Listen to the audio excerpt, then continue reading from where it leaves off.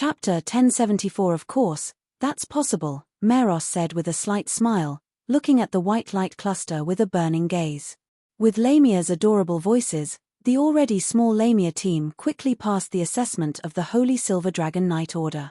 Meros naturally ranked first and was the only member of the Holy Silver Dragon Knight Order who lasted for 10 minutes and earned the right to choose her team. The other Lamias mostly scored between 5 to 6 minutes, and even the youngest little Lamia handed in an excellent answer sheet that took over 4 minutes.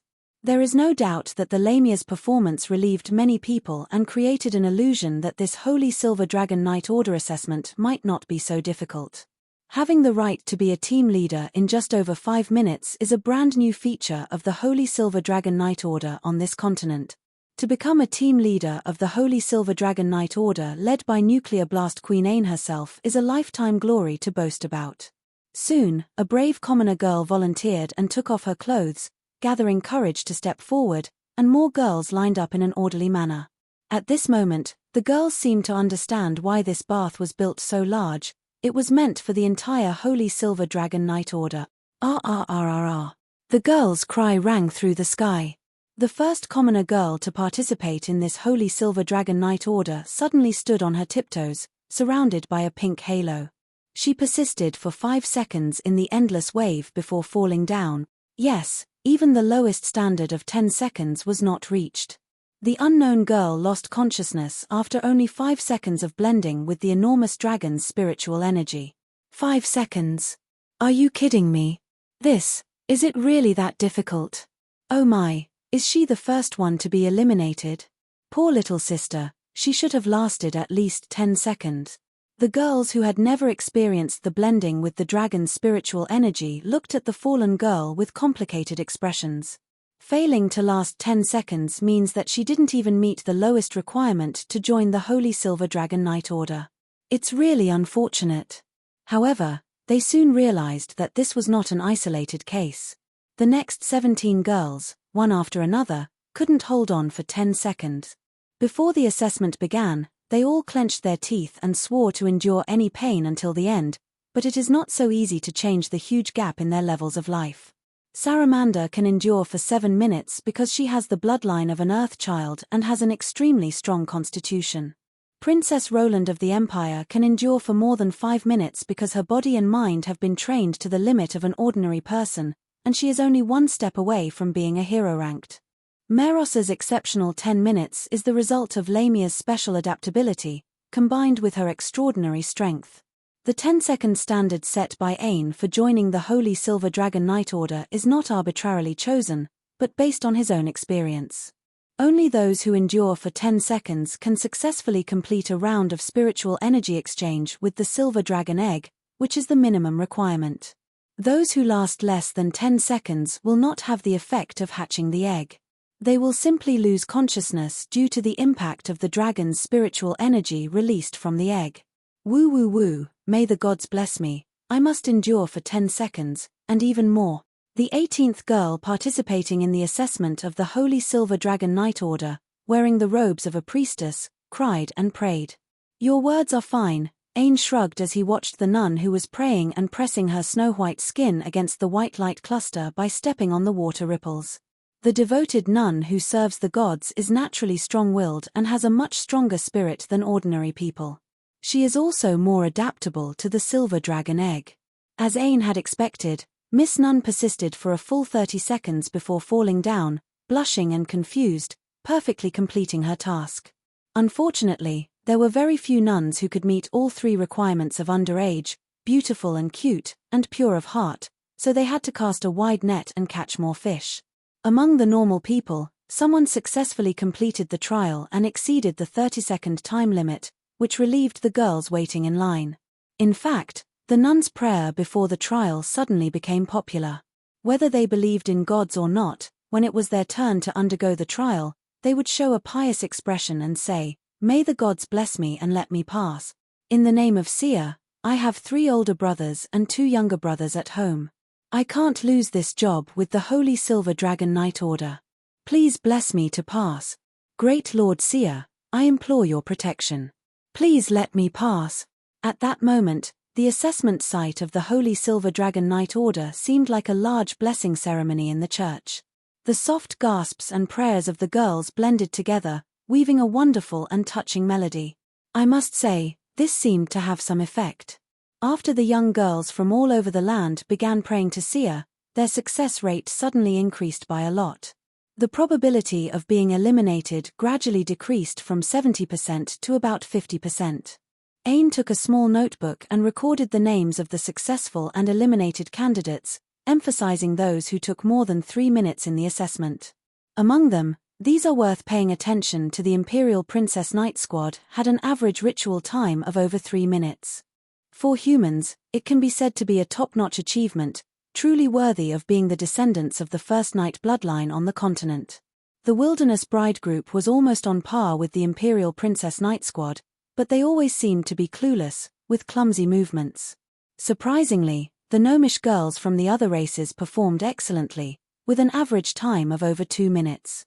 Despite everyone trembling before hugging the dragon egg, with fearful expressions as if they were saying, "I want to become a sacrifice," they actually performed exceptionally well when they got close to it. It is worth mentioning that their sensitivity seems to be several times higher than that of humans, and the sounds they emit are the most pitiful and touching. They all looked like they were about to die or come back to life. Could it be that Lord Silver Dragon prefers younger children? With this doubt in mind, Ain made a heavy note in their notebook. The constitution, spiritual power, and race all affect the hatching effectiveness.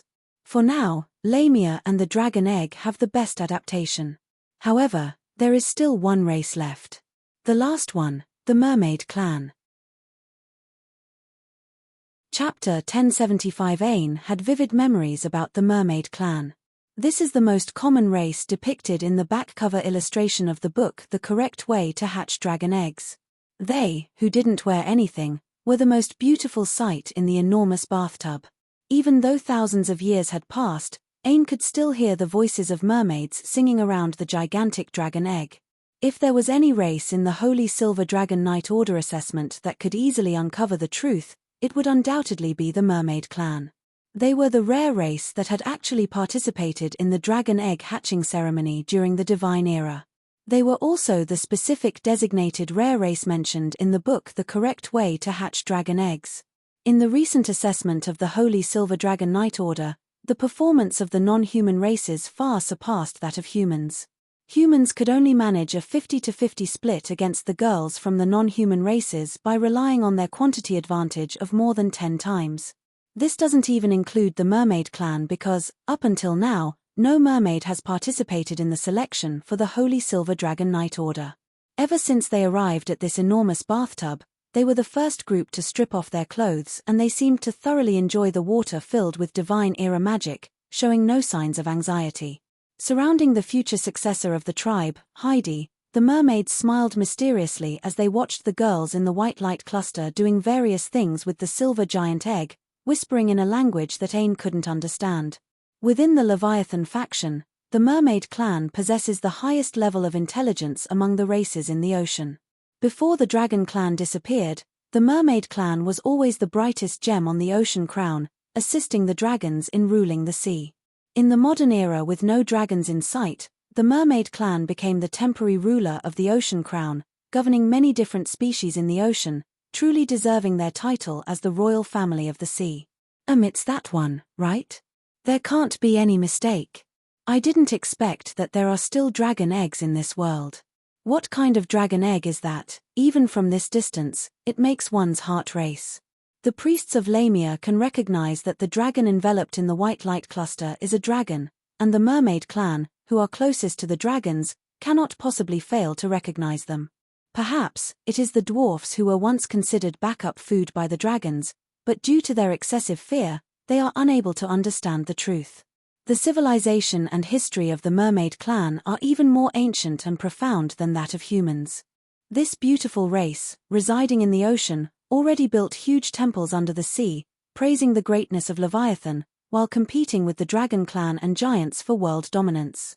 Humans don't know the purpose of the Seer Kingdom's tower, but the Mermaid Clan who have visited here in the past are aware of it. However, they never imagined that there were still real dragon eggs in this world. As their owners, the giant dragon clan had already left, right? Heidi couldn't help but bite her finger as she looked at the extremely mysterious white light cluster, showing a look of immense curiosity. Being underage, Heidi, just like her sisters, had never seen a real dragon since birth. They only had contact with some treasures left by dragons in the mermaid clan. This world, with a severely weakened magic tide, was already unsuitable for dragons to survive in.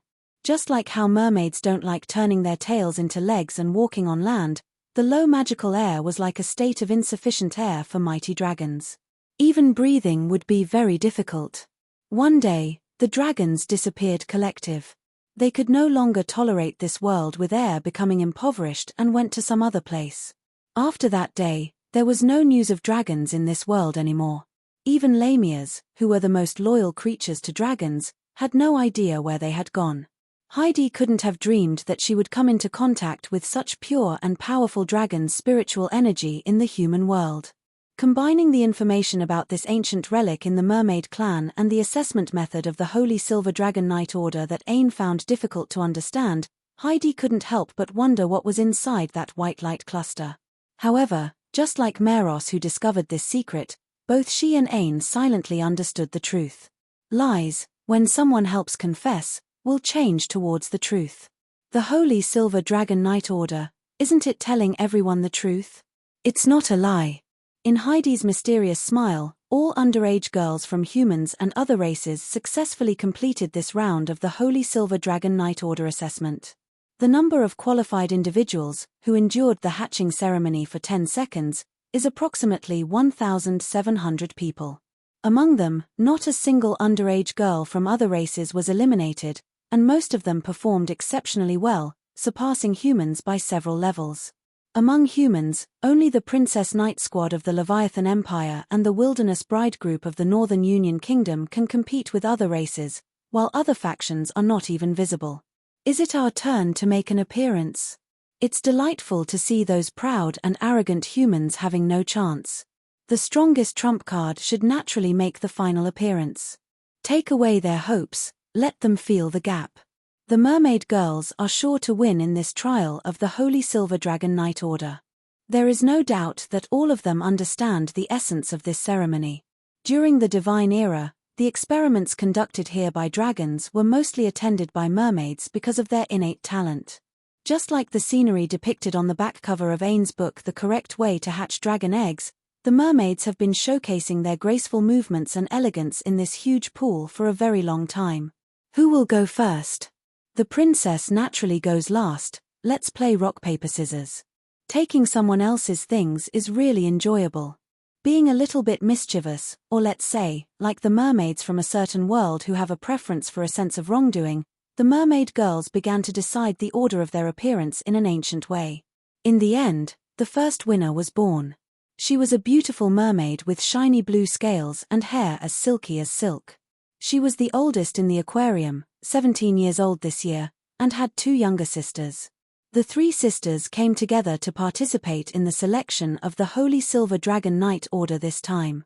She swayed her own fish tail and leisurely swam towards the dragon egg wrapped in a white light cluster. In the next second, beyond the reach of humans, the enchanting song of a fantasy creature began to echo in this huge pool. It was a forbidden love song, the sea nymph's voice that tempts people to fall into the sea. Chapter 1076. During the Divine Era War, the humans, who once expelled the arrogant dragons from the continent and obtained the Earth Crown, had a very arrogant plan. They were not satisfied with just being the kings of the land. They wanted to go further, overthrow the dragon race from their high pyramid and take over the crown of the ocean. In order to accomplish this, humans formed the largest fleet ever, hoping to use the same strategy used to fight for the continental crown, and advance into the ocean. However, ideals are beautiful, but the ending is tragic. Even though humans were skilled in land battles and had established an enormous fleet they called invincible, when faced with the powerful creatures of the ocean, the only thing that became evident was that humans, by nature, are not suited for living in the ocean. The invincible knights on land lost almost half of their fighting power from seasickness alone. The most cunning strategists among humans were unable to find a way for their armies to use their advantage on land in the vast and unforgiving sea, with no escape, no way up or down. The result of that great sea battle remained a secret in human history for a long time. It was not until a very long time ago that people discovered, during the end of the Divine Era War, humans had suffered such a devastating defeat. The Invincible Fleet had only a few knights left, floating back to the mainland with wooden planks. The human camp had gathered a huge fleet of powerful people, but not even one ship survived. Half of the enormous ships were destroyed in the storm called Great Whirlpool, caused by the collaboration of the sea creatures. Many knight heroes of the Divine Era drowned in the sea, without even a chance to fight back. The remaining half was completely defeated by the united forces of the Mermaid Clan and other ocean armies. The entire army was wiped out. In the dark ocean night, the mermaids' songs lured countless sailors into the sea, never to return. Thinking that swimming would save them was a big mistake. No matter how skilled you are in the water, you can't compare to the true sea creatures. Moreover, the battle took place in the middle of the ocean, far from any land. The human army lost the chance to counterattack without the Invincible Fleet. Most soldiers drowned, and even the best swimmers couldn't save them. After that, the plan for humans to attack the ocean was postponed indefinitely. By the end of the Divine Era, nobody mentioned it again. The ocean's dominion was granted to the Leviathan Alliance, led by the mighty dragons. Humans couldn't breathe underwater, so they had no choice. From then on, the continent belonged to humans, and the ocean belonged to the dragons. They recognized each other's territories, and peace was established in the post-Divine Era. As the greatest heroes of the destruction of the Invincible Fleet, the Mermaid Clan became favored by the dragons and became the brightest jewels on the ocean crown. In the war that humans consider a dark history, it was not magic but the mermaids' songs that caused humans to be defeated. The mermaids summoned enormous sea monsters with their songs, creating a storm and whirlpool that effortlessly destroyed a group of human knights, even feared by the dragons of hero rank, causing half of the Invincible Fleet to sink to the bottom of the sea. The three creator gods' weapons that were once possessed by humans became the spoils of war for the Mermaid Clan.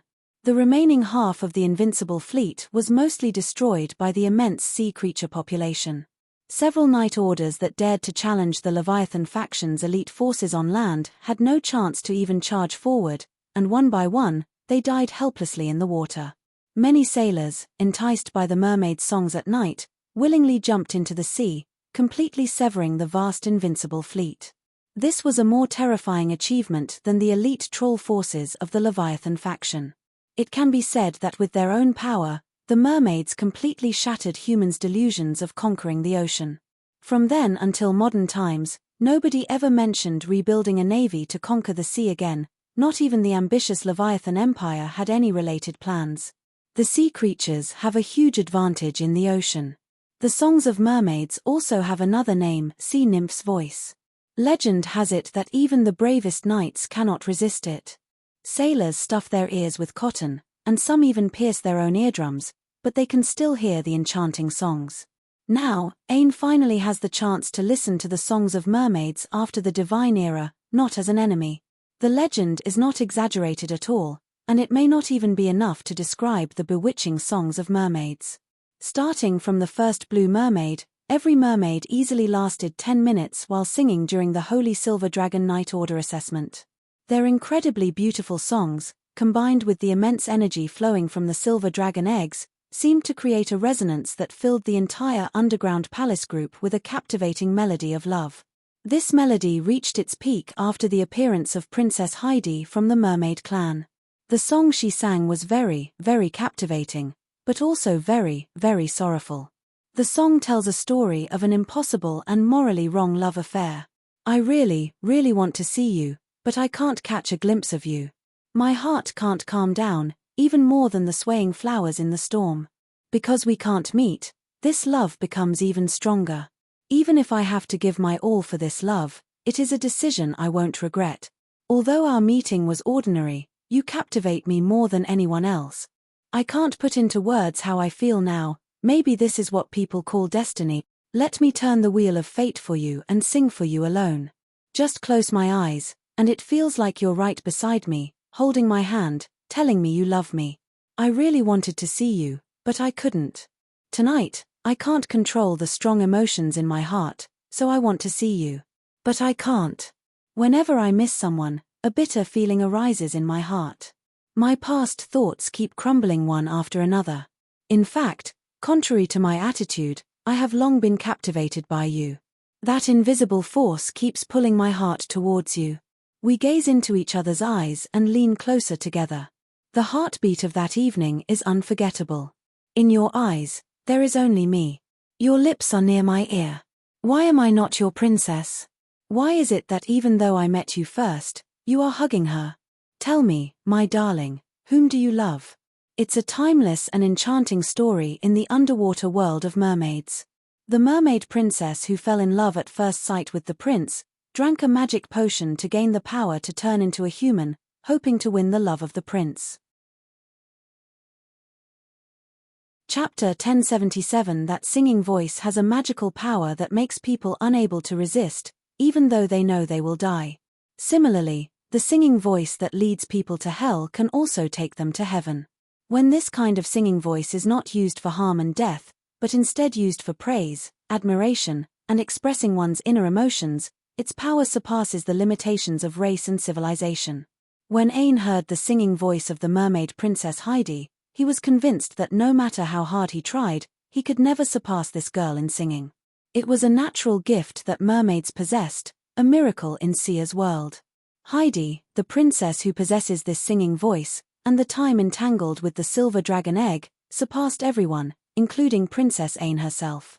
Having the same divine era bloodline, coming from the same noble lineage, and understanding what the white light cluster contains, Heidi put immense pressure on Ain like never before. Even the white halo that enveloped the silver dragon egg gave the strongest reaction so far. Like constantly swirling mist, the immense dragon's spiritual energy spread out in ripples, causing the young girls who had just completed the first round of the Holy Silver Dragon Knight Order selection to blush. Many people were directly stimulated by this sudden attack and couldn't help but make uncontrollable whimpering sounds, completely losing consciousness. Those who were able to maintain consciousness in this sudden attack were all elites who lasted more than 2 minutes in the first round of the Holy Silver Dragon Knight Order selection. They naturally gained the most benefits from this baptism. However, the one who benefited the most was Princess Heidi herself, who triggered this second impact. She stretched out her fishtail contentedly, continuing to sing a sad and bewitching ballad, immersing herself in the self-satisfaction of lost love. 16 minutes, 17 minutes, 18 minutes. With the mesmerizing power of the mermaid's song, she lasted 5 minutes longer than Princess Ain herself, finally letting out a trembling final note. Ah ah ah ah ah. Love, oh yeah yeah. The collapse of the nursery rhyme represented the Princess Heidi's loss of control over her emotions and posture. Her performance lasted for a full 20 minutes, exceeding the limit set by Ain for the selection of the Holy Silver Dragon Knight Order. The mermaid's song is actually so powerful.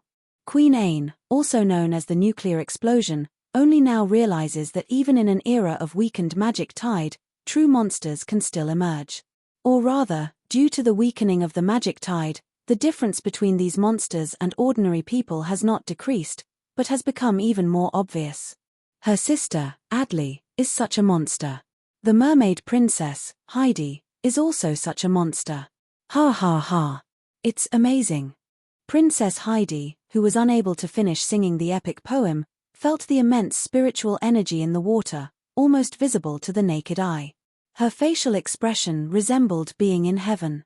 No, for mermaids, this is heaven, the best world. The water environment contains a lot of pure magical power. The ecosystem here is simpler than the deepest part of the ocean. And most importantly, dragons. Mermaids like to be with dragons. It is the nature of all Leviathan faction members, except trolls, to submit to the kings who are born as Leviathan's children. Unlike the hypocritical social structure of humans, the concept of betrayal is almost non-existent in the Leviathan faction. Throughout the history of the Leviathan clan's rule over the world, there was only one decisive war, the war between the giants and the dragon clan, which determined the dominance of the world. On the other hand, human history is an encyclopedia of wars. The number of humans killed in wars among themselves far exceeds those killed by other races. The followers of Leviathan cannot understand why humans would be so crazy as to kill each other, resulting in rivers of blood, not even for something as important as air or water sources that are vital for survival. If our daughter is bullied, we will start a war. You insulted my knight's honor, let's start a war. The grape wine produced in your family's vineyard bordering mine is especially delicious, let's start a war. As long as they want to start a war, humans will come up with as many reasons as they can, even disregarding the possibility of having blood ties with the enemy. However, Heidi now believes that there is a reason worth fighting for if it's for this tower. The followers of Leviathan, except for trolls, have an unwavering belief in the dragon clan. If Ain has any disadvantage against the dragons, both the Lamia clan and the Mermaid clan have enough reasons to start another war against humans. The peace treaty signed between the Leviathan clan and humans during the Divine Era War automatically became null and void after the Dragon clan, who acted as the leader, disappeared from this world. Now, with the Mermaid clan and the Lamia clan serving as interim leaders, they have the authority to declare war on humans and can even take the Troll clan along. Do not underestimate the war potential of the Leviathan clan just because their numbers have reached a dangerous level. In that magical era war, the Leviathan's family only gave up the crown of the land, but the crown of the ocean always belonged to the Leviathan faction. Nobody knows how many terrifying monsters are hidden in the ocean, and nobody knows how many people would die if the Leviathan faction went to war with humans again. Just as Heidi and Meros exchanged glances, estimating the chances of stealing the dragon egg from this tower if they went to war with humans, the savior appeared. I want to join too, sis. Adley raised his small hand, indicating that he hadn't participated in the selection for the Holy Silver Dragon Knight Order yet. You don't need to participate in the selection. Ain looked speechlessly at his sister who volunteered. After all, she was already designated as the captain of the Holy Silver Dragon Knight Order. Everyone is working so hard. Adley, you must do your best too. Recently, Adley had been enthusiastically studying 3 books from the magical era, and he knew almost everything about the correct method for hatching dragon eggs. Heidi's appearance also made the little princess feel a certain sense of crisis. It was the first time she had seen her sister look so nervous.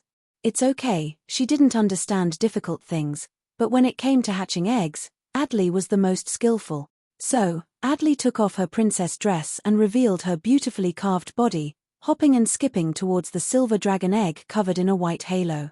Lord Silver Dragon, please help Adley.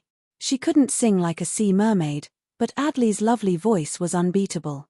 The fairy butterflies flew around and sprinkled a lot of fairy dust around Adley. The third attack began to erupt. Chapter 1078. That child. Isn't that Princess Adley? She is also participating in the selection for the Holy Silver Dragon Knight Order. She looks too young. When Adley ran towards the dragon egg, many people didn't believe in her. She was almost as short as a young dwarf girl and had never been out of the palace. There were rumors that the heaviest thing she had ever held in her life was a teddy bear. Compared to her previous study abroad in the Empire, Princess Adley, who was known as the twin star with Empire's Roland, is seen as a delicate flower in people's hearts, growing up protected and cared for. The youngest royal bloodline of the Seer Kingdom, like a caged canary, this is how the kingdom and the upper society of the Empire perceive Adley. Even standing next to Queen Ain, it's easy for people to overlook her existence. As a young girl, she is considered insignificant by everyone. But now, Adley is different. Even the deceased former king and queen probably didn't know that Adley has the strongest affinity for dragon eggs in the world. The reason is unknown. When she reaches out her little hand and bravely approaches the dragon egg enveloped in magic, then begins the exchange of vital energy, the resulting phenomenon astounds even the members of the Leviathan faction, Heidi and Meros. It's a scenery akin to a miracle, perhaps due to being stimulated by the vital energy of over 3,000 girls. When Adley and the dragon egg resonate, an unprecedented spectacle occurs. The emanating waves of the sacred silver dragon's vital energy ripple and spread layer by layer, instantly engulfing the entire underground palace group. Everyone was surrounded by this shock and felt an unimaginably huge presence. Faster than a storm. More dazzling than lightning. Like flames, like sunlight, so powerful yet brings a sense of calm. This is the third impact, more powerful and shocking than the second impact caused by Heidi. The white dragon roar wave is the unique color of the sacred silver dragon, Mew Mew Narable, representing a pure and flawless sacred shockwave. The girls who could still stand after the first round of selection, and survive the impact caused by the mermaid princess in the second round, fell one after another in front of this strongest third impact, like wheat under a sickle. 10 minutes. 20 minutes. 30 minutes. In the end, only fewer than 30 people survived this third attack, looking at that small figure with eyes full of shock. She, surprisingly, held on until the 36th minute, before finally collapsing softly onto the dragon egg. Sister. Adley worked very hard, right? Adley had always lived a carefree life, but that doesn't mean she didn't understand anything. Even though she was only 9 years old, she could see the sadness in her sister's eyes, which is why she made a wish on that night of the meteor shower. World peace, no more wars, so that her sister could be happy.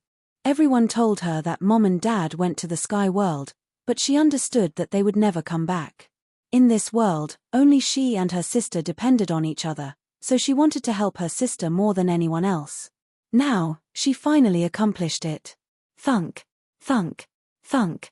She could hear a very loud and vibrant sound coming from the dragon egg, full of life. This time, unlike any other time before, Adley felt the sensation of being watched. It seemed like inside the dragon egg, there were a pair of eyes observing her. This was not her imagination. Inside the silver dragon egg, Yunshi opened his eyes and looked at this beautiful world for the first time. What's going on? When Yunshi opened his eyes, he saw a world that was incredibly wonderful, vibrant, and made him feel hot all over. The seed of the battle god inside his body greedily absorbed the essence exchanged from over 3,000 members of the Holy Silver Dragon Knight Order, and then released full energy. It was like a pond of spring water with countless ripples. A group of cute girls, most of them humans but also a few from different races, were lying in all different directions, all with flushed faces. The survivors, about 30 or so, all looked embarrassed, stumbling and trembling with their peaks on their chests quivering. Only one person was still dressed and maintaining her dignity. Yunshi had a vague impression of her name. It should be Ain. During the time he was asleep, Yunshi was not completely cut off from the outside world and often heard the names of two young girls. Ain made a promise with the great silver dragon that she would fulfill her duty as the princess to hatch the dragon egg. Adley had a wonderful affinity with the dragon egg and always stayed close to it as the princess. The problem is, he doesn't seem to have slept for very long.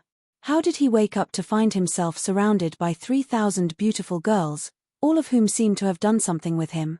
What happened during the time he fused his flesh with Mew Mew, who had transformed into the star-hunting dragon Mew Mew Narable? How did these over 3,000 girls who have ambiguous relationships with him come about? Why does he have no impression of anyone except Ain and Adley? No, maybe he does have some impressions. Before Adley woke him up, he vaguely felt that a large number of active factors were appearing in his self-contained environment. That was the breath of life from different sources, but it was all absorbed by the dragon egg. In response, the dragon egg also released an equal breath as a reward. This process happened naturally, just like how humans instinctively breathe. The silver dragon egg in the hatching stage also had the instinct to absorb spiritual energy and nurture life. During Yunshi's stage of unconsciousness, this process was not under his control and proceeded smoothly. Ain's approach was correct, or rather, the book The Correct Method for Hatching Dragon Eggs was indeed effective. However, the amount of spiritual energy needed to hatch the star-hunting dragon egg was 10 times more exaggerated than Ain estimated. Thankfully, she made the correct declaration and formed the Holy Silver Dragon Knight Order. The Girl Knight Order, consisting of over 3,000 members, finally provided the awakening power to the Silver Dragon Egg, Su. Even though the combined strength of the Holy Silver Dragon Knight Order with 3,000 members was immense, it was still far from the amount needed for the hatching of this particular dragon egg. However, this was not a dragon egg laid by a true giant dragon. It was enveloped in some kind of shell that contained Yunshi. Therefore, Yunshi woke Su up. Then, He saw this incredibly beautiful and exciting world. Chapter 1079 Ain. The first person Yun-shi met was Nuclear Blast Queen, who was a member of the Holy Silver Dragon Knight Order and was wearing a platinum magic dress.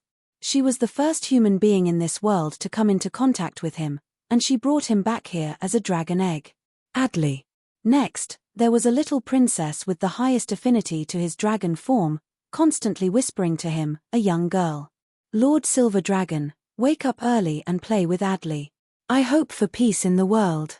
The little princess is truly adorable. Both sisters have outstanding virtues and are still cute. At the ages of 14 and 9, they are both little ladies. The question is, what happened to these more than 3,000 underage girls? Last time he vaguely sensed the world, he didn't see anything so outrageous. All the girls gathered around him, and most of them lost consciousness. Without exception, everyone had the scent of dragon raw wave on them.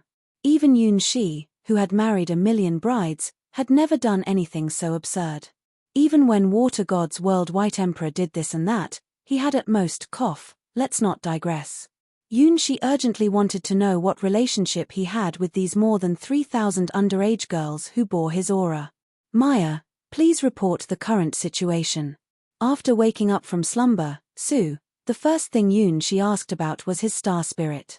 She had the ability to record all trial data, so she must know what was going on. I've been waiting for a long time, Master. Now, I have both good news and bad news to report to you. Maya's voice once again became lively, suggesting that her mood was not bad. Let's start with the bad news, Yun-shi thought, feeling like he had become really unlucky after having 4 creator-level ex-girlfriends. But no matter how bad things were, they couldn't get any worse. So, be prepared, my master. You have been sealed by Ash's power, Maya solemnly informed Yun-shi about his current condition. Sealed? Does that mean I have turned into an egg? Yun-shi looked at the silver-white flesh beside him, feeling really frustrated. Of course, it wasn't his own flesh, but rather Mew Mew's, the star-hunting dragon and Ash's apostle's flesh. Yes, because you chose to suppress the curses and blessings of the other 3 by using the power of the supreme dragon god Asher, star-hunting dragon's flesh has turned into a seal, trapping you inside this dragon egg. The girls outside are Princess Ain M, now she's the queen of this world. They were the ones who assisted in finding someone to help hatch the dragon egg for you. They want to use the method of hatching dragon eggs in this world to bring you out of the egg. For that purpose, they formed a group called the Holy Silver Dragon Knight Order. Of course, that is impossible because this dragon egg is actually a seal, created to contain the Star Child, which is you, my master. Even if there were 10 times more people, they still wouldn't be able to hatch you, because you're not a dragon, master. So, these girls she gathered are the Holy Silver Dragon Knight Order? Yun-shi accepted this scenario and started thinking about how to escape from this egg. Well, the good news is coming next. Maya, the representative of the Star Will, naturally wouldn't just watch her master being sealed inside the egg. Her birth was meant to help her master escape from the fate of being hunted down by those 4 terrifying ex-girlfriends. Here, in the world of real trials, you can use the power of the stars to go through the trials normally, master. Of course, there's a cost to bypass Ash's seal. You need to deceive the seal. Maya's words ignited hope in Yun-shi. What cost do I have to pay? Maybe, you separated a part of your soul not long ago, and now you need to choose to separate a part of your flesh, about 1/5 of your body, dear master. Deceiving others without them knowing, that's Starchild's favorite trick. Most of the time, Starchild uses splitting souls to create deceptive illusions. Now, temporarily disconnected and staying with the Starwings Knights, Mai is the representative. Now, a seal made from the flesh and blood of the star-hunting dragon Mew Mew Narable needs to be deceived. Do I have to give up 1/5 of my body? Yun-shi sighed. Does he have to give up a hand or a foot? No need to worry, Maya's technique is excellent. It might hurt a bit when splitting, but it will pass quickly. I always feel like this sentence exposes some kind of incredible secret. However, Yun-shi has no other choice. Ash's seal is extremely powerful, and he cannot break it with his own strength. So, we can only deceive this seal and make it think it's still sealed. 1/5 of the body has to stay inside. It's unfortunate but unavoidable. Let's begin, Maya. I am going to undergo a trial. By sacrificing a part of his own soul, Yunshi escaped from being chased by his 4 ex-girlfriends. He didn't want to stay trapped in the egg for who knows how many years. There is only one thing he must do: complete this real trial and become stronger.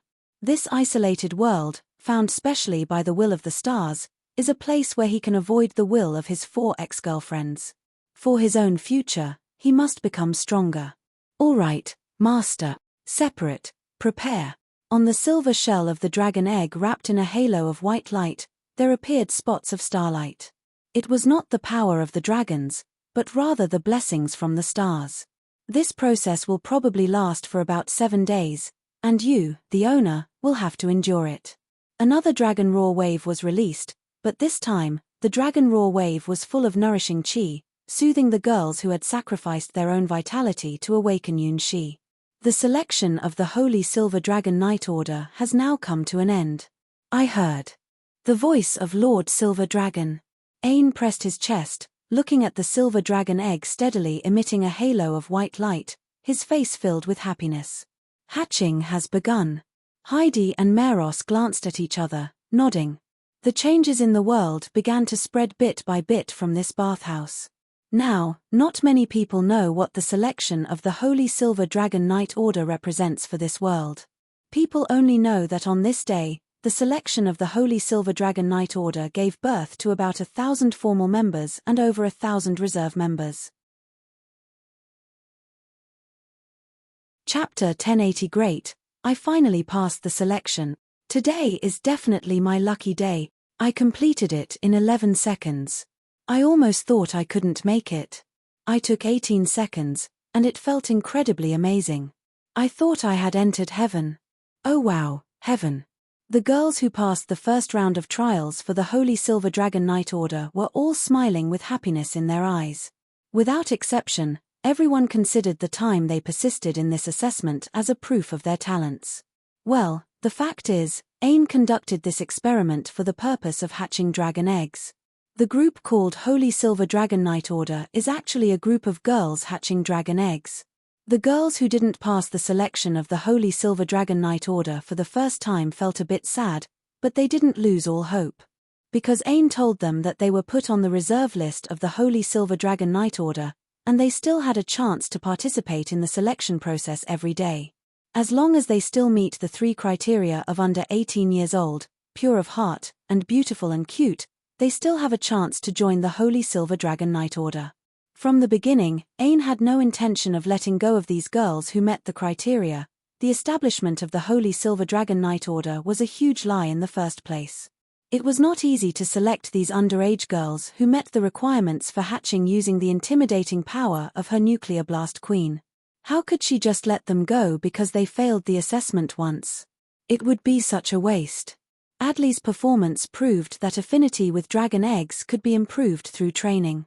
She didn't expect these girls who failed their first trial to surpass the elite level, but as long as they met the minimum requirement of 10 seconds, it would be enough. Actually, from her perspective, the main reason these girls failed the first time was not only because of lack of talent but also because of psychological factors. They were too nervous and cared too much about the outcome of the trial. When they were suddenly hit by the dragon egg's energy, they were completely unprepared and their minds went blank. So, as long as they still meet the 3 conditions for hatching dragon eggs, Ain will let them keep trying. And so, the Holy Silver Dragon Knight Order officially begins its operation. All the members who were selected to participate in the assessment for the Holy Silver Dragon Knight Order have moved into the Grand Palace, according to their own camps and habits. Ain, as the Queen, established the schedule for the Holy Silver Dragon Knight Order.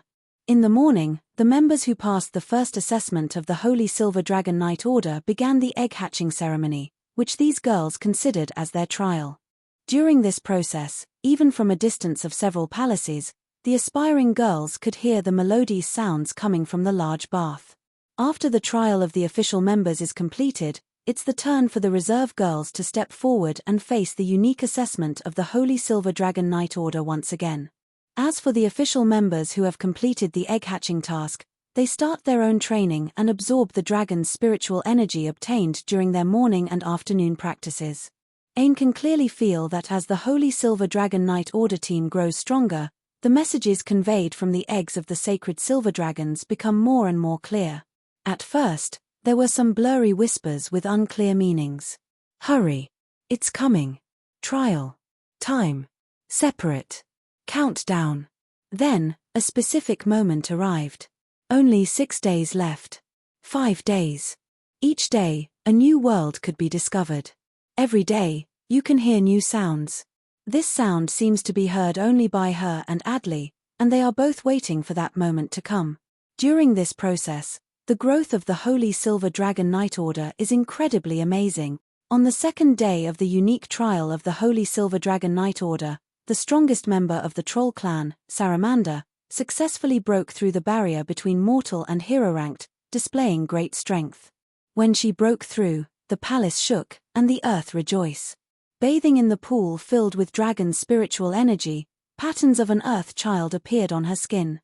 Her feet almost sank into the ground as the immense power of the earth surged into her body, even strengthening her giant axe. Saramanda, feeling the power of her bloodline breaking free from the constraints of the period of magic tide decline, Troll Saramanda shouted her true name, holding a dragon egg in one hand and raising her giant axe in the other. She had every right to feel proud and happy. In ancient times, there were no barriers for the troll clan to advance to hero-ranked. At that time, any adult troll could naturally become a terrifying monster on the battlefield, as they grew older and reached hero-ranked. As Earth children, they should have such natural abilities. However, as the magic tide weakened, the overall concentration of magic in the world started to drastically decrease. Even the beloved trolls found it incredibly difficult to break through to hero-ranked.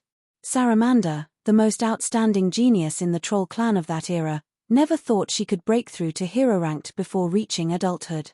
Due to the different limits of their respective races, a hero-ranked troll's strength far surpassed that of a hero-ranked human warrior. Handling 3 opponents was not a problem. Furthermore, Saramanda now possessed an exclusive weapon that made all trolls envious, a giant axe she named Crimson Dragon. All of this stemmed from the dragon egg she held in one hand. The immense energy radiating from the egg completely filled the world's lack of magic concentration, unlocking Saramanda's potential. For this world, the dragon egg formed from the flesh of the star-hunting dragon Mu Mu Narable was a miraculous artifact capable of creating wonders. Of course, Saramanda never thought about such complex matters. She only knew that she had started to like this place, and she had started to like the Holy Silver Dragon Knight Order. Compared to the territory of the Troll clan, there are so many delicious things here, the air is also comfortable, and there are many friends to be with, it's really great. Long live Saramanda, big sister. Indeed, Saramanda is the best. Among the human heroes, Saramanda can defeat 10 of them in one go. Watching Saramanda, who held up a crimson dual-blade heavy axe with one hand, the underage troll girls applauded together and shouted from the bottom of their hearts. As for the underage girls of other races, their eyes became even more intense as they looked at the dragon egg wrapped in a white halo. This is truly a sacred artifact of the divine era. Chapter 1081. The entire Holy Silver Dragon Knight Order, who participated in the selection, was forced to stay in the underground palace of the Divine Era Tower, but they were not prohibited from exchanging letters. Soon, explosive news such as Saramanda breaking through to hero-ranked and the existence of a mysterious divine artifact leaked from the letters written by members of the Holy Silver Dragon Knight Order to the outside world. Ain didn't stop this from happening. From the moment she made the decision to open the High Tower of the Divine Era and place the selection site of the Holy Silver Dragon Knight Order in the baths of the Underground Palace Group, the secret of the Divine Era Tower was inevitably exposed. This is a time of change, the footsteps of destiny. In order to fulfill her promise with Lord Silver Dragon, she made the decision to give up everything, even her own position as queen. Anyway, the title of Nuclear Blast Queen was completely unexpected, all because of Lord Silver Dragon. Unexpectedly, after the truth about the selection of the Holy Silver Dragon Knight Order spread, people's admiration for Ain not only didn't diminish but instead continued to grow. To willingly open the secret of the Divine Era Tower and not prohibit members of the Holy Silver Dragon Knight Order from spreading this secret, it shows great confidence and a broad mind. This is the kind of aura that only the number 1 nuclear blast queen of the continent possesses. It is her confidence in possessing the ultimate forbidden spell that allows her to open the high tower of the Divine Era. In an instant, all the plans regarding the upcoming war in the Leviathan Empire were completely invalidated. Not only that, but there was also a complete reversal in the strategic direction. They were determined to explore the secrets of the Divine Era Tower at any cost. The fairy butterfly that only exists in the world of the Divine Era. Hundreds and thousands of rare plants that have long disappeared from modern times. The most sought-after strategic resource for the Empire, perfectly crafted gems. Especially the divine artifact located inside the Underground Palace Group's large bath, it actually possesses the magic of the Divine Era, allowing people to awaken their own Divine Era bloodline power. If it weren't for the fact that only members of the Holy Silver Dragon Knight Order are allowed to enter this Divine Era Tower, countless knights who want to awaken their bloodline power would have crowded the tower's gates. Only Nuclear Blast Queen Ain could suppress the madness of these people. For a moment, the strength of Seer Kingdom shocked the entire continent. At that time, they still didn't realize what was happening inside the ancient Divine Era Tower. The members of the Holy Silver Dragon Knight Order who bathed in the Dragon Roar wave day and night, whether official or reserve members, were undergoing amazing changes in their bodies. They were the only beings in this world who received the sacred Dragon Roar wave baptism from the star-hunting dragon Mu Mu Narabel. Whether human or from different races, they were all in this unique environment that didn't even exist in the Divine Era. Every day, every minute, every second, they were experiencing the incredible power beyond the level of this world. Even if Yunshi never had that thought, they were still undergoing a transformation towards a completely new race. That was evolution. A leap in the life cycle of the intelligent beings of this world since the end of the Divine Era. The most obvious change is that everyone's connection to dragon eggs is getting stronger and stronger. On the second day after the first round of selection by the Holy Silver Dragon Knight Order, more than 100 reserve members who didn't pass the first round reached the 10-second standard. They whispered to each other, their faces showing the expression of discovering a new continent. The other girls who didn't pass the selection for the Holy Silver Dragon Knight Order in this round also blushed and shyly looked at their comrades. Even the girls who knew the least about romantic matters vaguely understood that the most important factor in passing the assessment for the Holy Silver Dragon Knight Order in this round. This is thanks to Princess Adley, who is loved by everyone.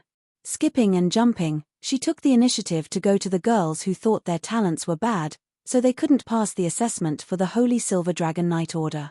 Next is Princess Adley's preaching time. As for the teaching materials, naturally it is the Divine Era art that Adley likes very much. The Shameless and Lustful Demon King and the Story That Must Be Told by 1,000 Princesses, The Shameless and Lustful Demon King and the Story That Must Be Told by 1,000 Younger Sisters, The Shameless and Lustful Demon King and the Story That Must Be Told by 1,000 Daughters. With these three beautifully illustrated and highly artistic textbooks, the innocent girls who couldn't pass the selection of the Holy Silver Dragon Knight Order for the first time finally learned the meaning behind the songs sung by Lamia and mermaids. As a result, they now had a reason for why they couldn't pass the first assessment of the Holy Silver Dragon Knight Order. Because they still didn't understand anything. It turns out, this is how it should be done in such situations, like this and like that. Wow, it can also be done like this. No matter what, that's too much. Watching the detailed and touching plots in these three Divine Era books, the underage girls blushed and their hearts raced one by one, but they couldn't help wanting to continue reading. Very quickly, in just one day, these good and studious girls showed their unique feminine kindness and patience. Already on the verge of passing, they took a breath of about 8 or 9 seconds and easily reached the 10-second benchmark. Despite their poor grades and confusion about where to focus their efforts, the girls saw a visible improvement in their performance. Each second of improvement brought hope to these once extremely discouraged girls, who thought they had missed out on a glorious future in the Holy Silver Dragon Knight Order. On the third day of the Holy Silver Dragon Knight Order selection, over 200 people surpassed the 10-second line that symbolizes hope and future. On the fourth day, the number of qualified individuals skyrocketed like never before. A total of 500 people successfully completed the crucial trial that meant everything to their lives. On the 5th and 6th day, Aine was astonished to find that all the underage girls she had chosen met the minimum requirement for hatching dragon eggs. Not only that, but the officially accepted members of the Holy Silver Dragon Knight Order also had varying degrees of improvement in their grades. Her planned 24-hour non-stop egg hatching program had transformed from a mere idea on paper into an actionable plan. On the 6th day, when everybody in the Holy Silver Dragon Knight Order passed the test, the girls' cheers and sweet singing echoed throughout the entire underground palace group. For the first time in this world, the Holy Silver Dragon Knight Order was officially formed. Every member carried the obligation of hatching dragon eggs. Even the girls who barely met the minimum requirements were wholeheartedly fulfilling their sacred mission. In the enormous bath, the girls' snowy bodies were seen at every moment. Chapter 1082. After all members passed and became part of the Holy Silver Dragon Knight Order, they were divided into several squads by their captain, Aine, and they stayed around the dragon eggs 24 hours a day. Sometimes one person, sometimes 2 or 3, depending on their body size, each squad orderly conducted the unique trial of the Holy Silver Dragon Knight Order, the hatching ritual. Wearing no clothes, the girls passionately, devoutly, or blissfully pressed their snowy and delicate skin against the eggshells. Most of them didn't know the true nature of this ritual, but it didn't hinder their wholehearted devotion to it. For them, this is both a trial and a practice. Everyone can feel the immense power that constantly cleanses themselves when they have close contact with the divine artifact. The bloodline power within the alien girls of the Leviathan faction continues to strengthen. The girls from the human camp have their physical constitution and magical power constantly improving. With the 3 original Divine-era textbooks, even the smallest dwarf girls learn how to endure longer in this sacred ritual. Well, this calls for a celebration. Everyone is happy. There is only one person who feels worried about this situation, even unable to face it directly. This is unnecessary. No. You all got it wrong. I'm not a silver dragon. Still sealed inside the dragon's egg, Yun-Shi, who was being peeled off his flesh little by Maya, looked at the many naked girls around him who seemed completely used to this ritual, with a troubled expression on his face. It's okay, Master. There are no disadvantages to this, right? Maya said with a contented look on her face while performing surgery on Yun-Shi. This process is actually very painful. It's not like a feeling, but it's the actual tearing and pulling of his flesh with sharp blades. Although he couldn't see the wound, Yun-Shi could clearly remember how many times Maya cut into him. Using a light blade called Starry, Maya was accurately dissecting Yun-Shi's body as if she wanted to dismember him. Yun-Shi didn't know the principle behind this, but with each stroke of Maya's blade, the pain was very real. Only when he looked at the girls around him, completely naked, could he relieve this indescribable sensation of pain. After undergoing surgeries for 7 consecutive days, Yun-Shi endured thousands of cuts, gradually getting used to this terrifying separation process. So, Master, it's almost over. Are you ready to start this trial? Master, the flesh you separated will stay in this dragon egg. They can continue to benefit from it until a certain critical point. This Holy Silver Dragon Knight Order is truly tailor-made for you, Master. Taking the final cut, Maya breathed a sigh of relief. Next, she needed to rest for a while. As Yun-Shi's starry spirit, forcibly initiating the starry shuttle that one time didn't come without a price for her. For the next period of time, her main body had to temporarily go into hibernation. However, her transformed self could still stay by Yun-Shi's side, maintaining the most basic functions. You've worked hard, Maya. I'm sorry, I'm still too weak. If I were stronger, you wouldn't be so tired. Yun-Shi felt very guilty towards the star sprite who had always been by his side. Master, I like you the most. Make sure to feed me cream bread properly. Maya smiled gently, sacrificing everything for her master. Isn't that her mission? Ex-girlfriends and all that are in the past, now is the era of the master and Maya. Just you wait, even if you're incredibly powerful now, the master will catch up to you. The blessings of the stars hold endless possibilities. Time has come. Ain. Adley. Inside the dragon egg wrapped in a white halo, Yunshi started sending messages to the sisters who were the only ones in the world who knew the truth. He is about to come out. He has many things he wants to ask them about this unfamiliar world. If there is anyone in this world he can trust, who will never betray him, it must be them. The queen and the first princess of Sia Kingdom. Finally. Ain shivered all over in the Virgin Palace, with moist traces appearing at the corners of her eyes. 7 days, she waited here for 7 days and nights, and finally witnessed a miracle. Even though she knew it was today, she still doubted herself. This isn't a dream, right? The great Lord Silver Dragon is really going to show up. But the dragon egg clearly shows no signs of hatching. According to the book The Correct Way to Hatch Dragon Eggs, the time it takes to hatch a dragon egg is measured in years, especially for eggs without a mother. It's not uncommon for it to take 100 years to successfully hatch. Sister. Can you hear it too, the voice of Lord Silver Dragon? Adley happily twirled around Ain while holding her doll. Yes, only we can hear it. Ain once thought it was just her obsession with hatching the dragon egg causing hallucinations. It wasn't until Adley spoke up and told her that she also heard the voice of Lord Silver Dragon that Ain was certain it wasn't just her daydream. Now, let's go and meet Lord Silver Dragon. Spread the word, the Holy Silver Dragon Knight Order will temporarily leave. It's time for me and Adley to have our own special time. Ain gave the order, and though the members of the Holy Silver Dragon Knight Order training at that time found it strange, they still followed Ain's command and left the bathhouse. The authority of Ain was unquestionable to the Holy Silver Dragon Knight Order.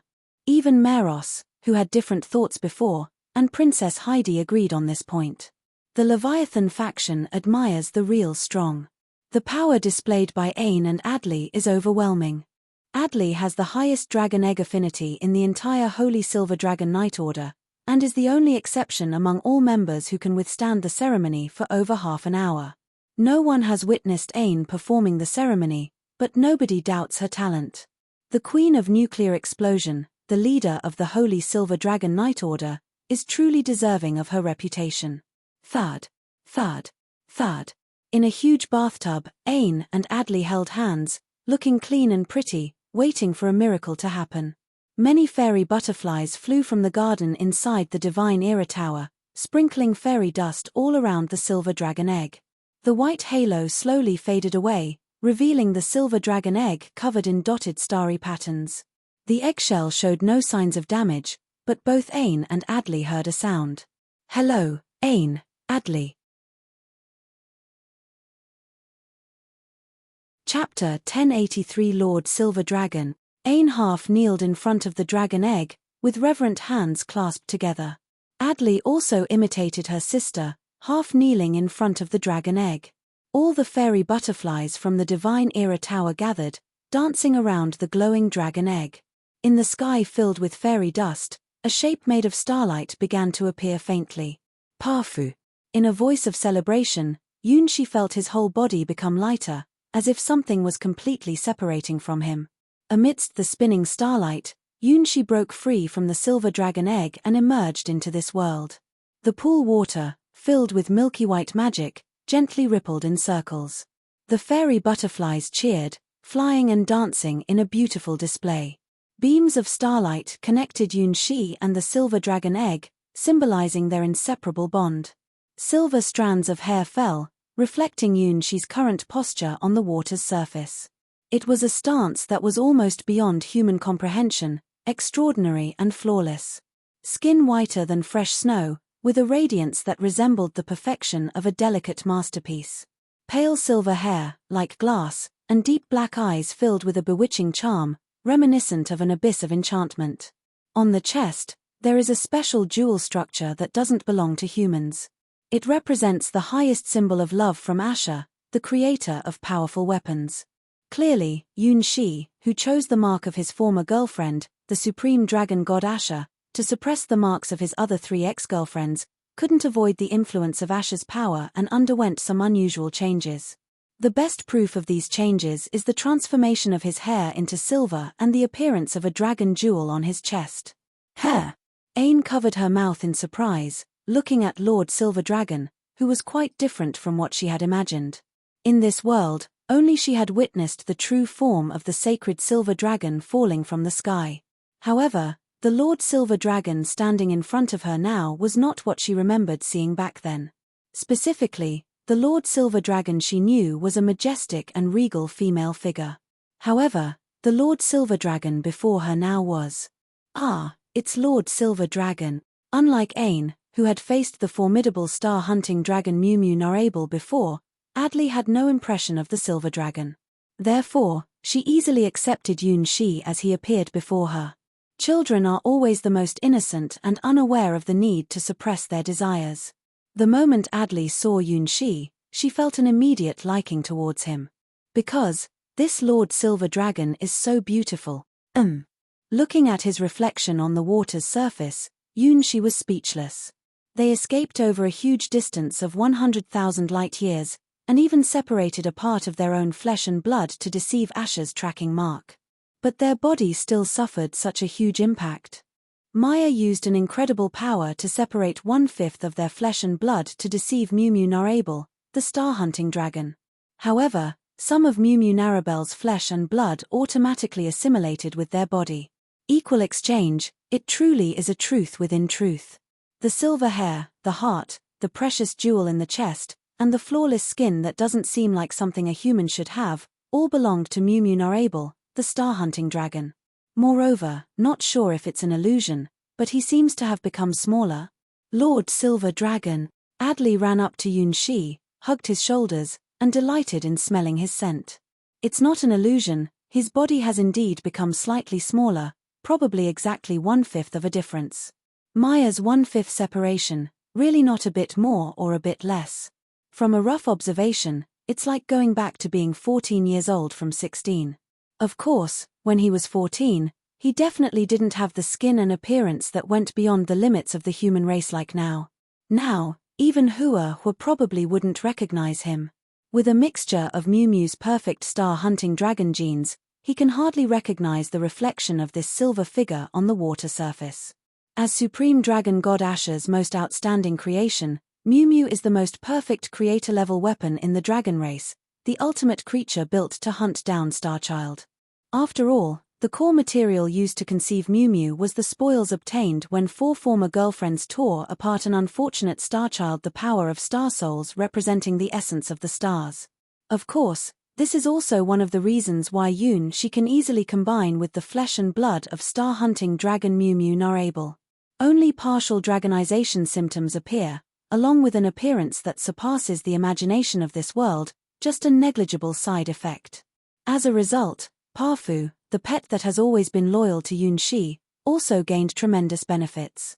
Right now, it is enjoying the convenience of its new home inside Yun Shi's dragon jade, going Parfu. According to Maya, who performed the operation, this minor side effect is completely acceptable. However, for Yun Shi, seeing himself like this now, he is truly speechless. Without any disguise, he now has mixed Mew Mew blood and flesh. Besides having a flat chest, he also has all the necessary weapons. He is perfect to the point that he can't even tell his own gender. How can he still be a righteous gentleman like this? Lord Silver Dragon. Welcome to our world. Ain looked at Yun Shi with a complex expression.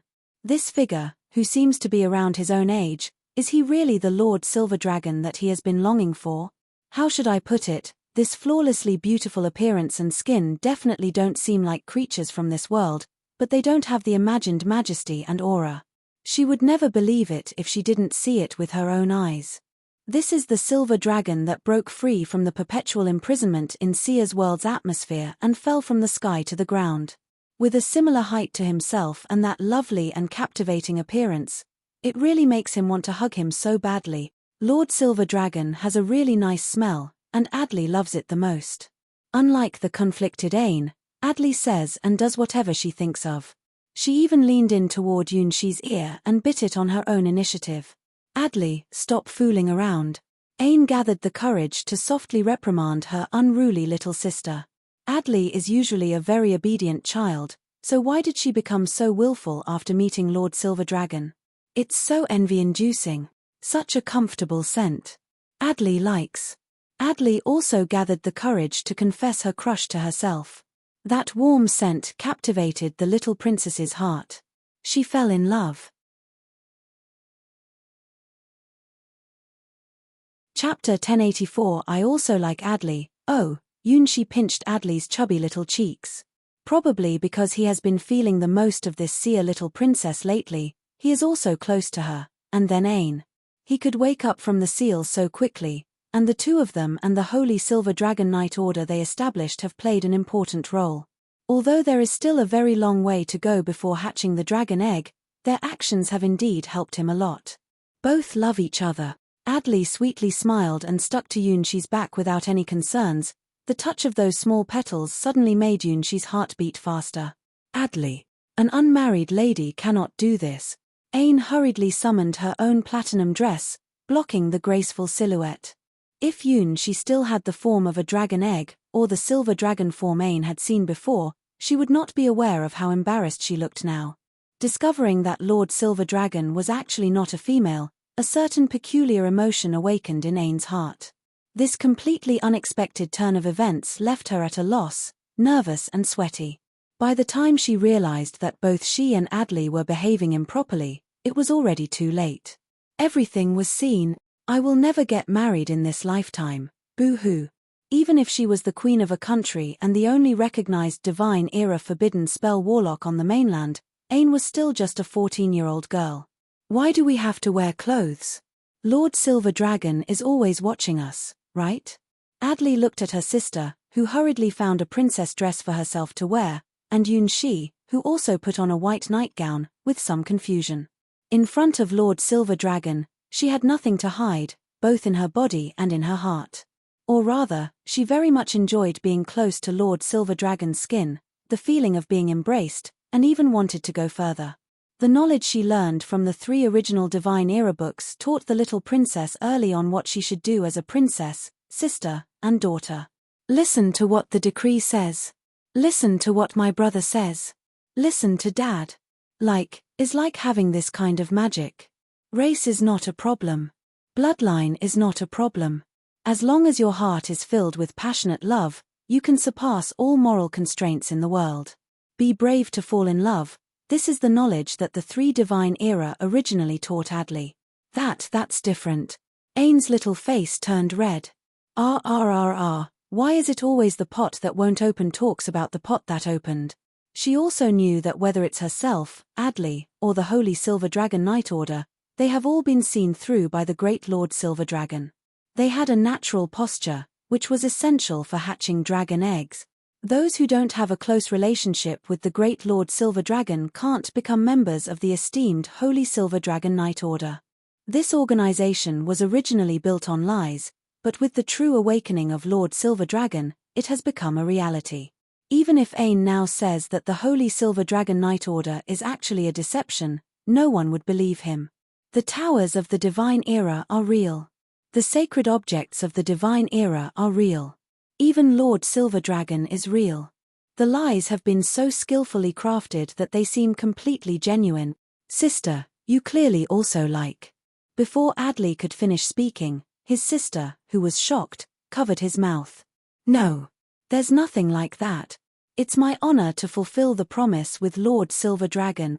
Yunshi looked at the reflection on the water below his feet and sighed, completely unaware of Ain's blushing face across from him. The price, it was really too high. Ex-girlfriends and such, they are simply terrifying and unsolvable. His body became unusually unfamiliar, no matter from which angle, it was completely different from his original self. Humans, how can they possess such smooth and glass-like skin, as well as hair that resembles crystallized beauty in silver color? Even when covered by the white nightgown, one could still feel the presence of the sacred dragon gem in the chest, which originated from the core of star-hunting dragon Mew Mew Narable, the central device of the creation weapon. Parfu, a green jello-like creature, was happily bouncing around inside the precious gem, making joyful sounds that only Yunshi could hear. Even more amazing, through Parfu, Yunshi could feel the breath and heartbeat of the dragon egg behind him. It was telling him that it still needed more pure energy from young girls, and the more it absorbed, the stronger it would become. Compared to the difficult training that humans endure, where they can only sense a hint of power in life-threatening situations, breaking barriers often comes at the cost of one's life. As long as Pafu happily interacts with many young girls under its command, this dragon egg will continue to grow stronger. This is a trait that is truly enviable. The power of the supreme dragon god Asher can be seen through this, and it is a power that brings despair. As someone who escaped from the sealed dragon egg, Yunshi had a natural connection to it and could even share some of the egg's power. Phew. Yunshi took a gentle breath, and a lot of magic in the air naturally entered his lungs, then transformed into power through the holy dragon jade core where Pafu was. On the surface of the water, circles of expanding white ripples appeared, and the fairy butterflies danced gracefully, offering their most beautiful dance to the awakening Yunshi. The rigid body confirmed and further strengthened, now it became the true dragon clan's adamant body. The soft body confirmed, also improved one level higher, now this physique can even achieve flexible postures that normal humans cannot do. The seed of the battle god upgraded. The seed of the battle god already had perfect compatibility, eagerly welcoming the powerful essence representing the pinnacle of the endless god's domain pyramid for the dragons. Just from the extent of physical enhancement alone, the upper limit of this physique's racial value has already surpassed the sky. Maybe it can rival Yunshi's childhood friend, the invincible childhood sweetheart he knows. However, just the thought that this body only carries the side effects of a curse from one of his 4 ex-girlfriends, Yunshi cannot feel proud at all. The stronger the power of the dragon that this body can exert, the more it will deviate from the path of humans, gradually approaching Asher, one of his ex-girlfriends. Once he surpasses a certain threshold and even transforms into a dragon, it will be a definite death sentence. So, he absolutely must not use the power of the dragon's jade at will, and it's best not to even use the immense spiritual energy of the dragon within this body. In his field of vision, the 2 main missions about this world also made Yunshi awake. Chapter 1085. Just like the past star trials, this time, traveling through the galaxy to this unfamiliar world of Sia, corresponding main missions have also appeared. However, unlike the main missions Yunshi had accepted in the past, this time there are 2 main missions, each corresponding to 2 different camps. Sia's light sword of the creator god Sia fell into a long sleep. Find a way to awaken this creator god's weapon by finding a way to restore Su, the divine sword of Sia. Core side mission, collect the fragments of Sia's divine sword, a total of 12 pieces, named after the 12 constellations, distributed in the corners of this world. Progress so far, 0 out of 12. Resurrection of Leviathan, the powerful sky beast died at the hands of Sia's divine sword, but its bloodline still permeates the land and sky here. Find a way to resurrect this legendary giant beast. Main task, gather the bloodline of Leviathan's descendants and find a way to awaken their ancient power. Current progress, Troll bloodline, Lamia bloodline, Mermaid bloodline, all combined with Su. Overall success rate, 20%. This is the main task that Yunshi Su accepted after waking up from the Trial of the Stars, representing the 2 major factions in the world spoken by the creator god. Leviathan the sky beast and creator god's sword Sia represent the 2 ultimate powers in this world. Leviathan symbolizes life. Sia symbolizes wisdom. Leviathan's faction has the strongest ultimate creature, dragons. Sia's faction has the strongest god weapon, a god weapon forged from 12 pieces of Sia's shard. In history, the 2 factions once fought a decisive battle for domination of the continent. In the end, with the help of Sia's divine sword shards, humans obtained the crown of the continent, while the Leviathan faction retreated to the oceans. What Yunshi had to do was choose one main mission and complete the corresponding side missions. This was not an easy task, whether it was collecting 12 fragments of the creator god's sword, Sia, or harnessing the bloodline power of the Su Leviathan faction. It would have a huge impact on this world. In the end, it might even involve the mythical legends of the 2 major factions. Creator God's Sword Sia. Sky Beast Leviathan. In the eyes of the people in this world, whether it was the shattered Creator God's sword or the Leviathan giant beast whose remains had long turned into land and sea, they were just mythical legends that had disappeared long ago.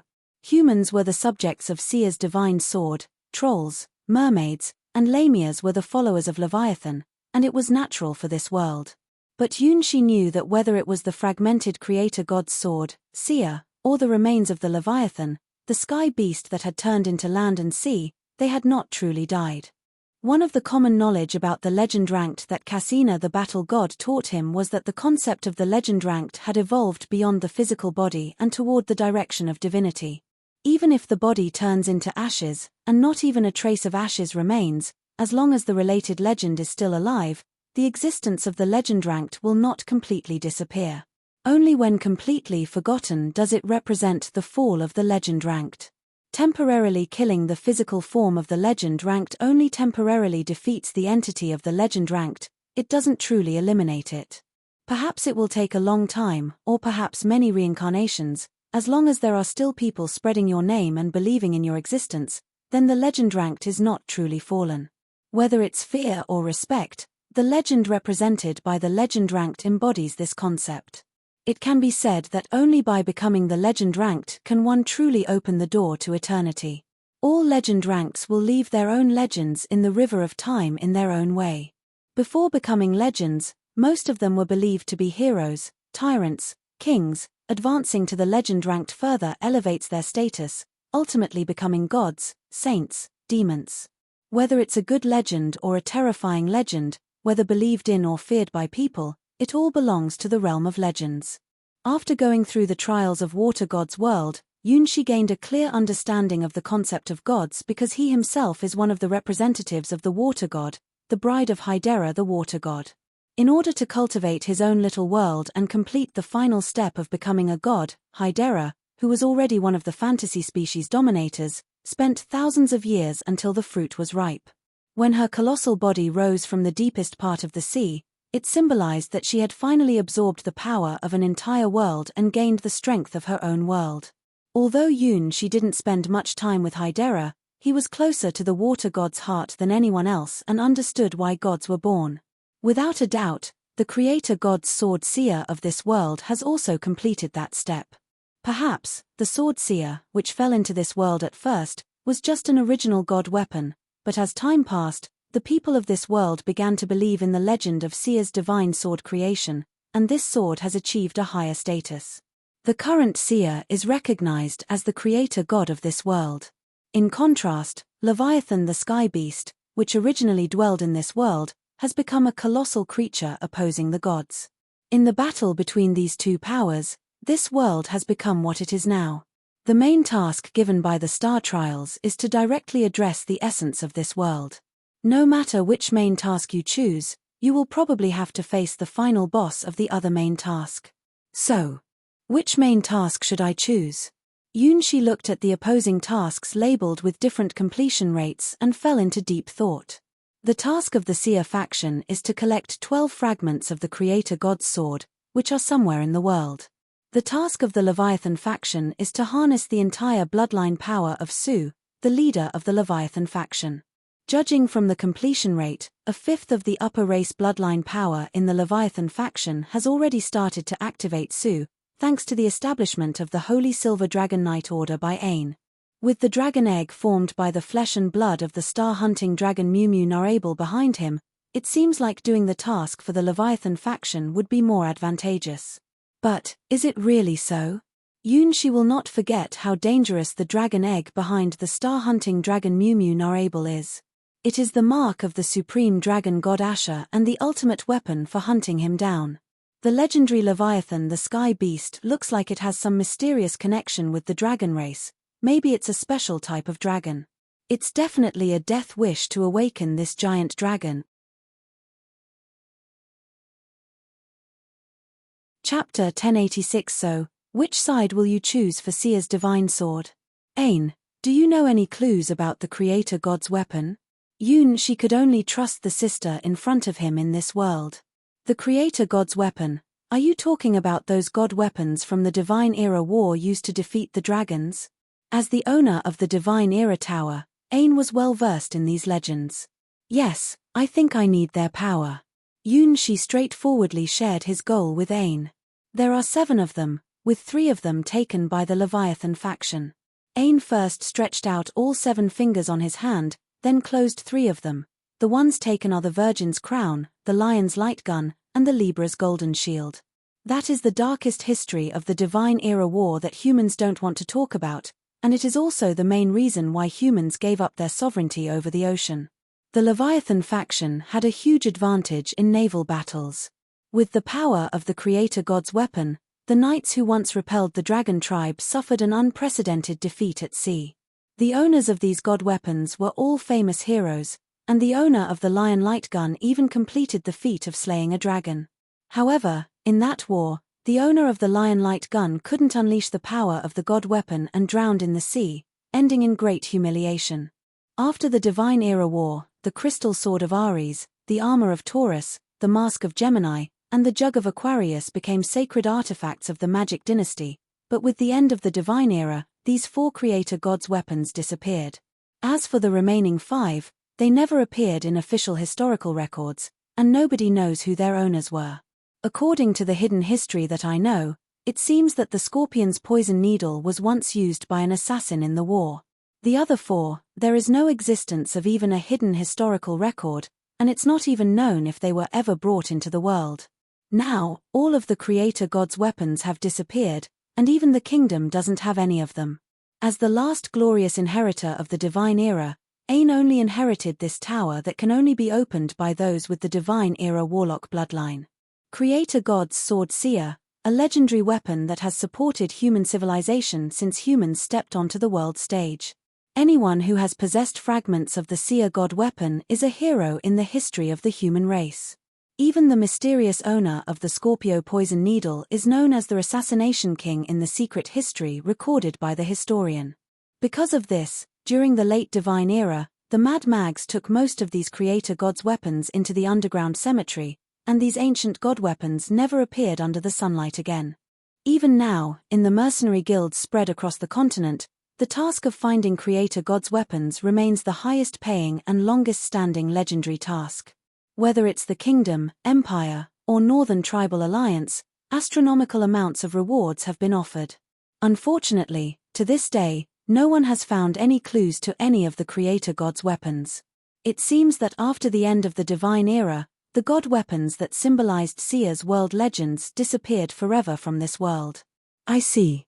Yunshi understood those people's thoughts very well.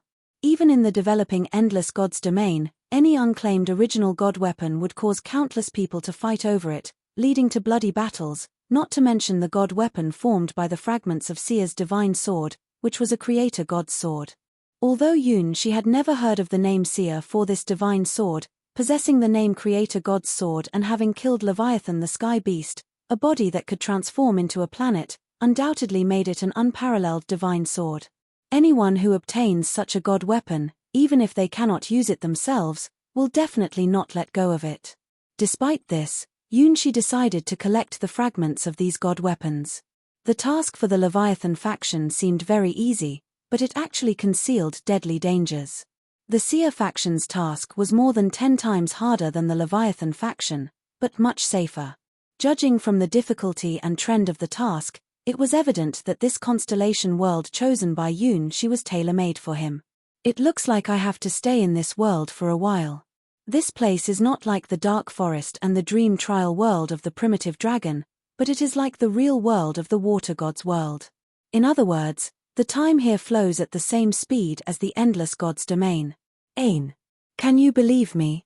After tidying up her long silver hair behind her, Yunshi looked at the queen in front of him with sincere eyes. You are my hope. I have many things I want to tell you. You are my Lord Silver Dragon. Ain's heartbeat kept accelerating as he stared into those black eyes, as if he was being pulled in. She couldn't resist this temptation. Maybe she had fallen since the moment she saw that sacred silver dragon descend from the sky with grace. Thank you for believing in me. Yunshi held Ain's hand. This hand belongs to a 14-year-old girl, as well as the hand of a queen of a country. It is small and very soft. Let's change the world together. Yunshi made a choice. Since there is no way to escape, then the only option is to become stronger. In order to survive the pursuit of his ex-girlfriends, Yunshi had no choice but to give it his all. This world is the starting point for his new journey. If it's you, you can definitely do it.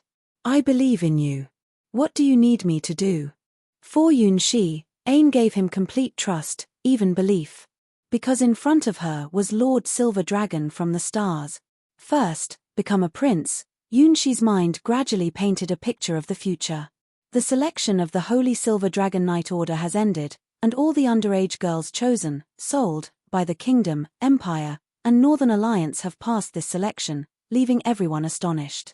No one could have expected that the selection of the Holy Silver Dragon Knight Order, which was thought to be absolutely strict, would result in all members passing through such an unscientific event.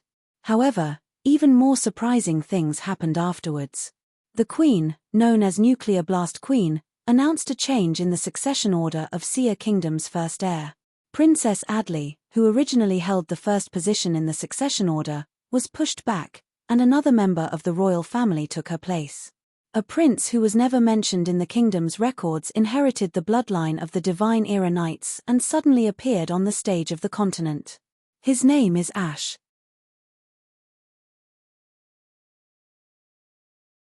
Chapter 1087. This significant news caused a huge stir and sparked countless discussions throughout the entire continent. The former king, hailed as the last knight of the Divine Era, never had any rumors. He and his queen lovingly raised Ain and Adley, the sisters, before dying in battle. It's hard to imagine that such a perfect knight would have a secret child. Moreover, there is absolutely no news from the mother's side, as if the prince appeared out of thin air. If it weren't for the declaration of Nuclear Blast Queen Ain, there would probably be people opposing it already. The first right of inheritance in the Seer Kingdom is the crown of the entire continent.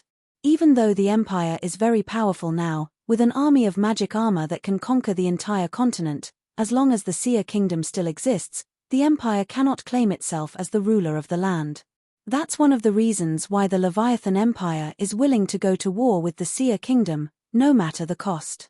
Even though the Empire's strength exceeds that of the Kingdom tenfold, both in terms of population and territory, making it the strongest nation on the continent, how can such a powerful empire be inferior to others? Prince Ash, who suddenly appeared, had never been a part of the royal lineage of the Seer Kingdom. Even though Queen Ain announced his existence, many people still doubted if it was some sort of trick. The Divine Era bloodline is not something an ordinary person can pretend to have. In response to everyone's doubts and questions, Ain simply smiled and told them that they would know the answer in 3 days.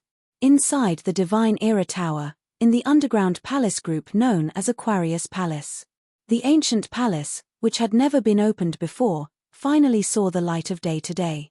In the middle of the palace, there was a young girl holding a water bottle up high, just like the goddess of dawn, with a wide and open heart. The pure spring water, infused with fairy dust, continuously poured from the water bottle into a small pool about 10 meters in diameter. In the misty vapor, Yunshi combed his silver long hair, which he still hadn't gotten used to, and let out a sigh of resignation. Parfu Parfu, the emerald green jewel slime, happily rolled and bounced in the pool, its soft body becoming even more elastic and powerful due to the moisturizing water. It would sometimes bounce and leap, making unknown sounds of excitement. That's really nice, you always live so carefree. Yunshi lifted a handful of pool water and sprinkled it on his snow-white skin, as smooth as cream. No matter how you look at it, I still can't get used to this body of mine. Besides not having a chest area, as well as the weapons I should have, this body is just too. Even looking at my reflection in the water makes my heart beat faster.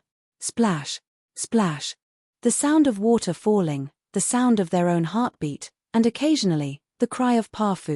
Parfu formed a wonderful harmony in this quiet space, gradually soothing people's hearts. It had been 3 days since they broke free from the dragon egg. During these 3 days, Yunshi and Ain planned their roles in this world. Ain, the previously unknown illegitimate son of the Prince of Seer Kingdom, Adley's brother. Creating this identity was the result of careful consideration by Yunshi. In order to collect the 12 fragments of Seer's divine sword, it was necessary to have a public identity. This identity needed to be powerful enough and possess strong abilities to stand firm in this world. Although Yunshi felt a little sorry for the late king who died heroically, he couldn't think of a better disguise than being a prince. Brother. By the way, Adley seems to really like Yunshi's new identity, immediately accepting it and calling him by that name affectionately. Brother, is it really okay, Lord Silver Dragon? Ain looked a bit strange at the time, blushing and completely bewildered. Well, is there anything strange about pretending to be a brother? Brother. Adley cheered, spinning around Yunshi. If it means like this, I can do it too, brother. Ain bit his lip, seemingly summoning up great courage, and agreed to Yunshi's request. And so, Ash the Prince was born in the Divine Era Tower. With the support of Nuclear Explosion Queen, Yunshi felt that this should not be difficult. After all, the royal family is a big family, and having one more illegitimate child wouldn't be a big deal. He needed a role to act in this world. Compared to being an unknown mercenary or a wandering mage, the power that a prince of a country could wield was clearly much greater. This point, in the world of Water God, played the role of White Emperor and also the prince in Primal Dragon World. Yunshi knows it the best. In order to find the legendary god weapon of the 12 zodiac signs, the fragments of the creator god's sword Sia, being a prince can bring great convenience, right? Crash. Just as Yunshi was planning to find the fragments of Sia, the door of Aquarius Palace was pushed open carelessly. Oh, it's really opened. A hearty voice echoed in the silent palace. So this is how it looks inside, it's really great. This voice is. Yunshi was stunned, staring blankly at the enormous figure. The chief of the Troll Clan, the strongest warrior of this generation of the Troll Clan, possibly the first force of the Holy Silver Dragon Knight Order Salamander. How did she discover this place, when the doors of the palace were clearly closed? Ah, someone there? Salamander casually put down her god weapon, a heavy axe, and lazily stretched. She had just finished her training for the day and went to the divine artifact, but couldn't absorb any more energy. Feeling bored, she wandered around the underground palace group. By chance, she heard strange sounds like Parfu coming from the Aquarius Palace Hall, so she ran inside. The door was closed, and the stone door weighed several tons. Is this even a problem for the all-powerful Salamander? Salamander had never considered the possibility of there being the opposite sex in this underground palace. The Holy Silver Dragon Knight Order was indeed a group of young girl knights. In the Divine Era Tower exclusive to this order, not even a male mosquito existed.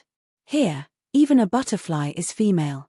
After going through the selection process of the Holy Silver Dragon Knight Order, everyone here naturally had an open relationship with each other. The ritual of hatching dragon eggs gradually made these young girls accustomed to the unique training methods of the Holy Silver Dragon Knight Order. Taking baths together in the large bathhouse became a daily routine for the girls.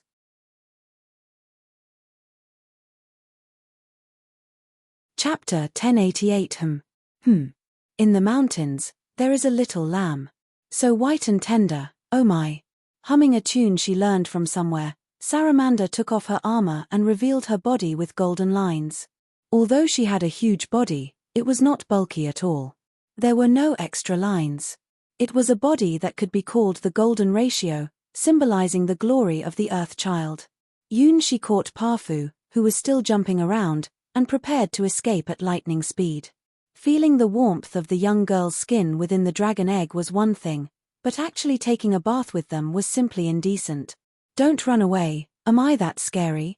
Salamander grabbed Yunshi's hand, a little displeased, just like an eagle grabbing a chick. So tall. Unlike the impression from the dragon egg, when Yunshi had real contact with the troll young chief in front of him, he realized how imposing a height of over 3 meters was. At his current age of around 14, his head only reached Salamander's waist.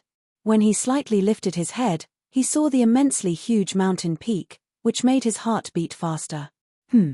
Haven't seen you before. Are you a newcomer who joined our Holy Silver Dragon Knight Order? Salamander looked at the mysterious silver-haired girl in front of her. Humans mostly look similar, like little people to the Troll Clan, but she had never seen such an exquisite and cute little person before. Her clear white skin, flowing silver hair like a stream, adorable like a puppet, even if she's carefree, you will never forget her after seeing her once. Wrapped in only a towel, she looks so deserving of protection, and what's even more incredible is that she feels strangely familiar to her. However, Saramanda dares to swear on her god weapon Crimson Dragon that she has never seen such a girl before. This smell doesn't seem human, does it? Saramanda crinkled her nose, lowered her head, and gently touched Yunshi's chest wrapped in a towel. There, in that place, is where the star-hunting dragon Mew Mew Narabel's dragon jade is located. Even though there is a towel between them, Saramanda can feel the immense vitality, which is not something that humans can possess. What race are you? Realizing that the petite silver-haired girl in front of her is of a different race just like herself, Saramanda feels inexplicably good. It should be said that since pushing open that stone door and discovering the mysterious silver-haired girl bathing in the Aquarius Palace, her mood has been consistently good. Her wild instinct tells her that tonight is going to be a fantastic day. I am a human. Yunshi's forehead dripped with large drops of sweat. It's incredible, the scale, the volume, and the immense sense of pressure. It's completely different from the feeling inside a dragon egg. In every sense, they were the first of the Holy Silver Dragon Knight Order. Hey! Do you really think I'll believe that? Saramanda wore an expression of "what nonsense are you talking about" with your eyes wide open. This vitality is even stronger than that of a troll clan. Humans can't have such life intensity. Based on the selection requirements of the Holy Silver Dragon Knight Order, it is probably a long-extinct ancient race. In the history of Seer's world, especially within the Leviathan faction, there have been such rare races. Due to their extreme rarity, one could say they all disappeared after the divine era ended. Unexpectedly, here one could still see one. It's truly as beautiful as the legendary fairy. No, wait, could this be a real fairy? Saramanda naturally licked and tested the taste. It was a sweet taste that made people want to taste more, with a certain irresistible scent for all Leviathan faction members. This is the same taste as the divine artifact located in the underground bath. Saramanda smiled and looked at Yunshi, who was extremely small to her, and couldn't help pinching his cheek. From now on, I'll protect you in the Holy Silver Dragon Knight Order. Come on, call me big sister. If anyone bothers you, I'll help you teach her a lesson.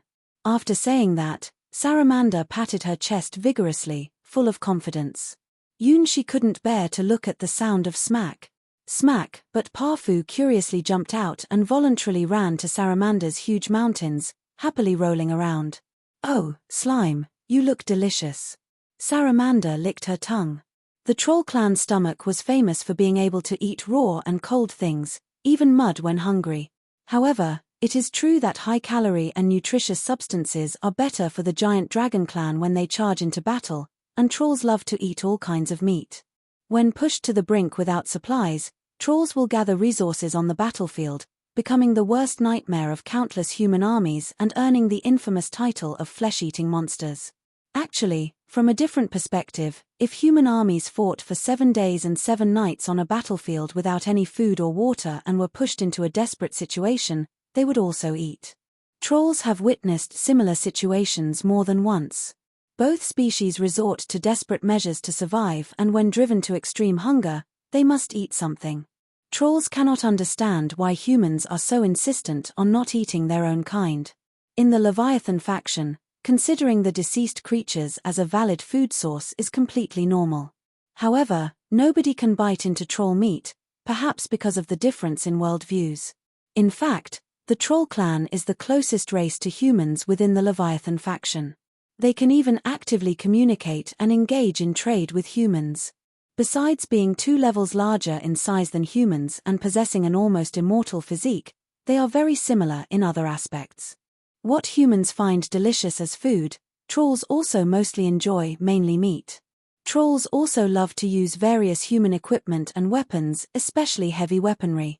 In many ways, trolls are very similar to humans, so some daring human merchants secretly trade with trolls, exchanging food for rare minerals. For trolls, those minerals are just garbage from volcanoes, but for humans, they are valuable treasures.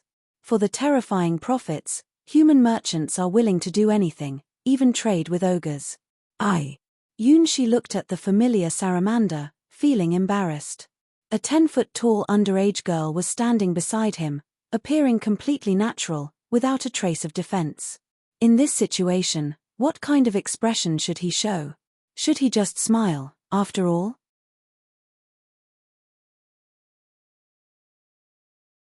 Chapter 1089. Call me Big Sis, Saramanda said excitedly, looking at the silver-haired beauty next to her with a determined expression that showed she would never give up.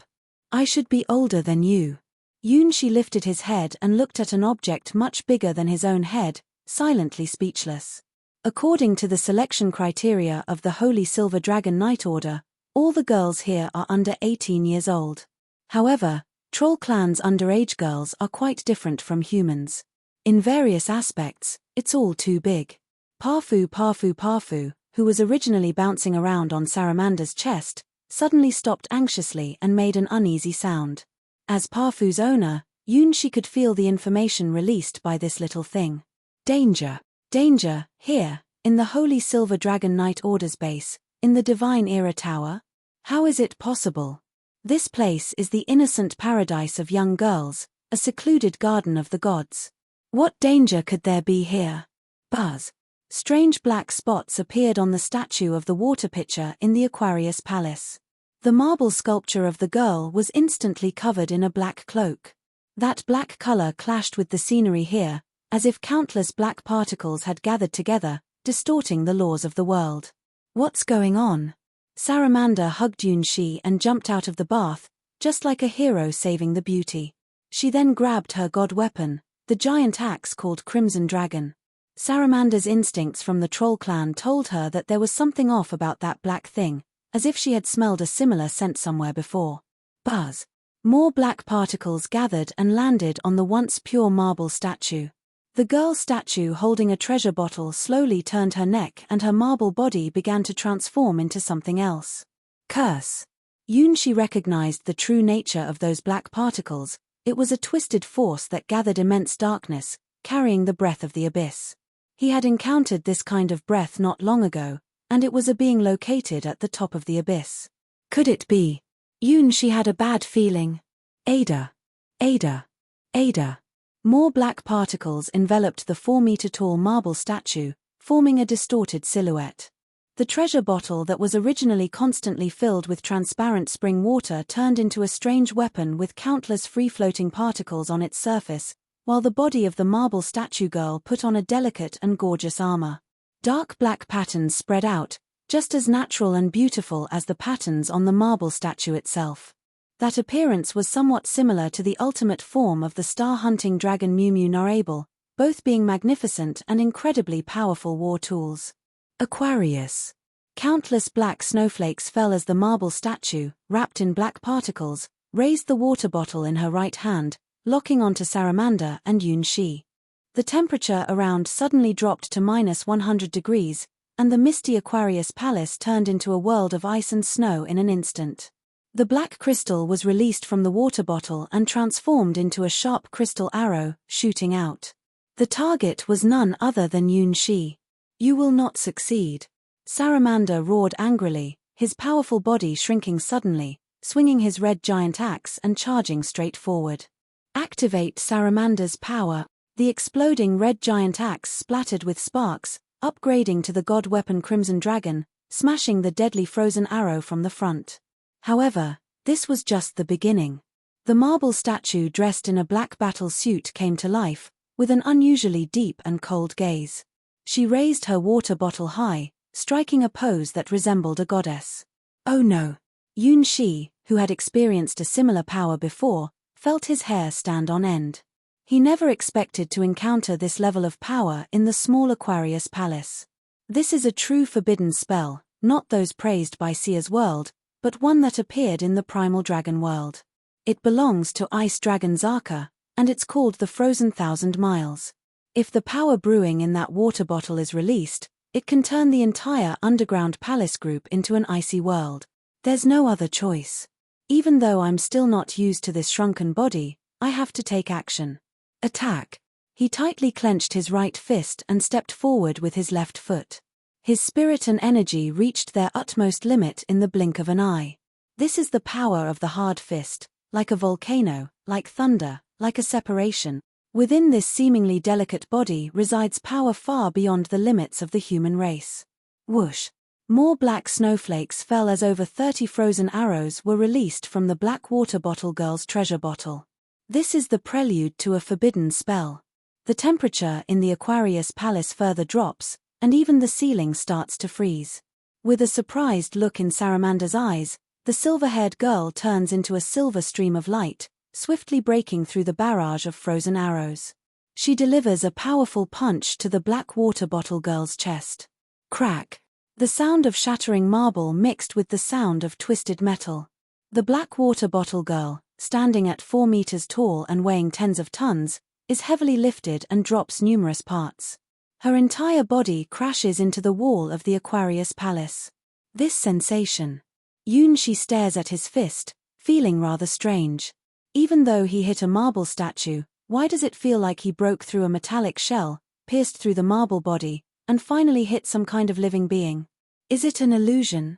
This is definitely not the cold touch of stone, but the genuine sensation of flesh and blood. Ada! Ada! Large black particles leaked from the wound of the marble statue, quickly repairing the huge wound and intensifying the concentration of magic in the air. You dare to harm my subordinate without asking me, Saramanda. The red giant axe spun and struck the recovering black water bottle girl, Saramanda, a warrior who never gave her enemies a chance to breathe. Ding! This time, the red dragon's slash hit an ice wall, and the concentration of ice magic in the air reached an astonishing level. The temperature inside Aquarius Palace rapidly dropped to -120 degrees. This was a deadly freezing temperature where even a drop of water turned into ice. Fortunately, there were no ordinary people here. Otherwise, stepping into this palace would only take 5 seconds for the ice and snow magic to erode them, turning them into ice sculptures. Enemy. The injured black water bottle girl's battle attire became even more vibrant and lifelike.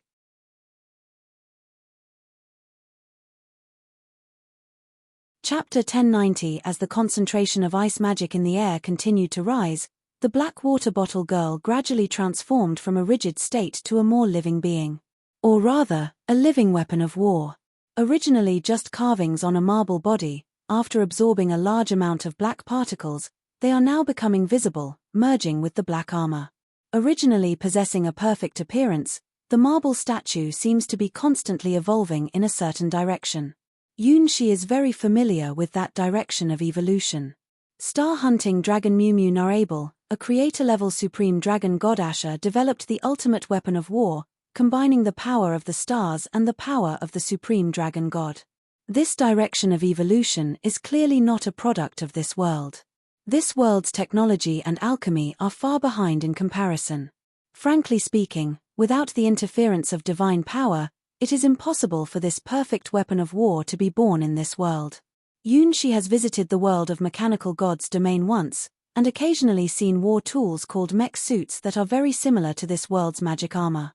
However, those weapons require the support of planet-scale quantum computers, and humans are unable to control individual bodies that require astronomical computing power. At this moment, it was clear that the black water bottle girl was evolving in the direction of Yunshi's star-hunting dragon Mew Narable, the ultimate weapon of the divine realm. These black particles don't seem to be a product of this world itself. Clearly, with Yunshi's arrival, this long-sealed world has undergone certain changes. Shatter. Saramanda swung the red dragon, striking the thick ice wall. The troll clan doesn't care about your civilization. As long as you are an enemy, they attack. How can a mere ice wall stop Saramanda's advance? Crack. A huge crack appeared inside the ice wall, and then the entire wall shattered.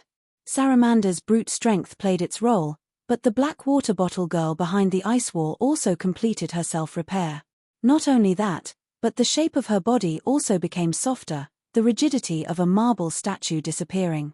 She became more like a living presence. That profound gaze was giving birth to something resembling wisdom. Without even looking at Saramanda, who had launched an attack against her, she fixed her gaze on Yunshi, lost in thought. Found target. First sequence command. The arm, longer than Saramanda, swung fiercely and slammed onto the red dragon. Countless black stardust suddenly erupted and washed over Saramanda's body. The freezing temperature, colder than -200 degrees, instantly covered Saramanda's hair with countless ice crystals. If it wasn't for the automatic activation of the Fire Lizard King's power, defending against this deadly cold, this punch would have turned her into an ice sculpture. Even so, Saramanda suffered the biggest loss ever, with her boiling blood almost solidifying like lava. Having taken the fire attribute power from the Fire Lizard King, her compatibility with the Black Water Bottle Girl can be said to be the worst. The bone-chilling feeling almost made her suffocate. Boom! Once again, Saramanda heard that sound. Like a storm, like thunder, like a volcano erupting, the sound was deafening. It shattered everything, destroyed everything, with a merciless attitude, trampling and crushing everything in its path. Even though she was only as tall as her waist, even shorter than the black monster on the other side, the silver-haired girl threw a simple yet violent punch, landing once again in the same spot. Countless cracks appeared suddenly on the walls of the Divine Era Tower's Aquarius Palace, resembling a dense spiderweb. The Black Water Bottle Girl's shell was shattered once again, pierced through, and her entire body lay in an X shape against the wall, with a large amount of black matter leaking from the hole in her chest. "Who are you?" Yun Shi, who threw the punch, stood barefoot on the chest of the Black Water Bottle Girl. Saramanda couldn't help but admire the slender and delicate ankle. "Ada."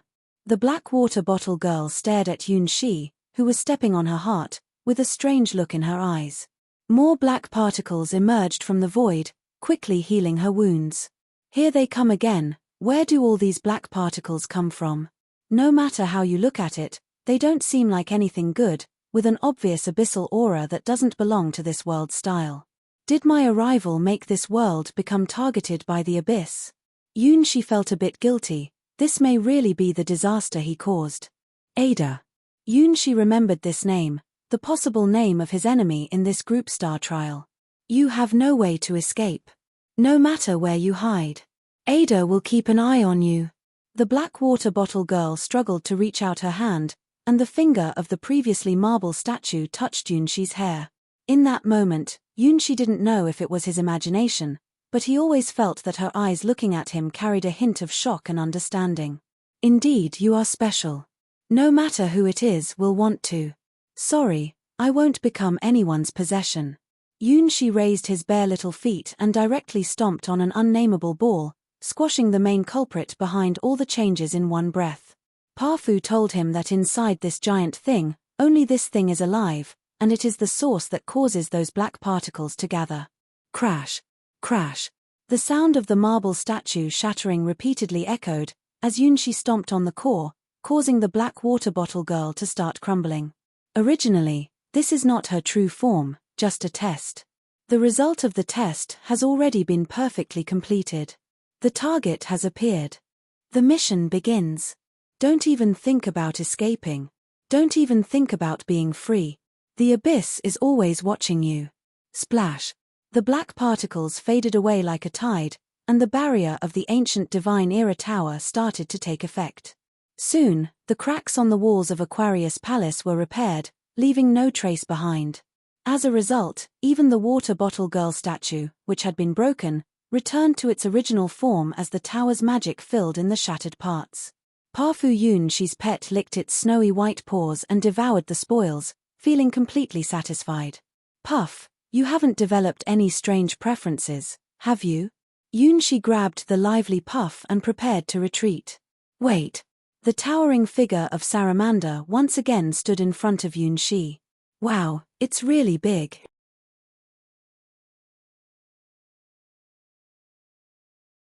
Chapter 1091. Please put on your clothes. Yun Shi lowered his head, looking at his bare feet wrapped in a towel. Oh, why did things turn out like this? In front of him stood a girl, although a bit older, without a single strand of clothing, looking at him with eager and attentive eyes. At a moment like this, whatever he did would be wrong. Giving in to his inner impulse would be beastly. Resisting his inner desires would be even less beastly. It's not easy to be a righteous person at a time like this. Don't we usually train without clothes?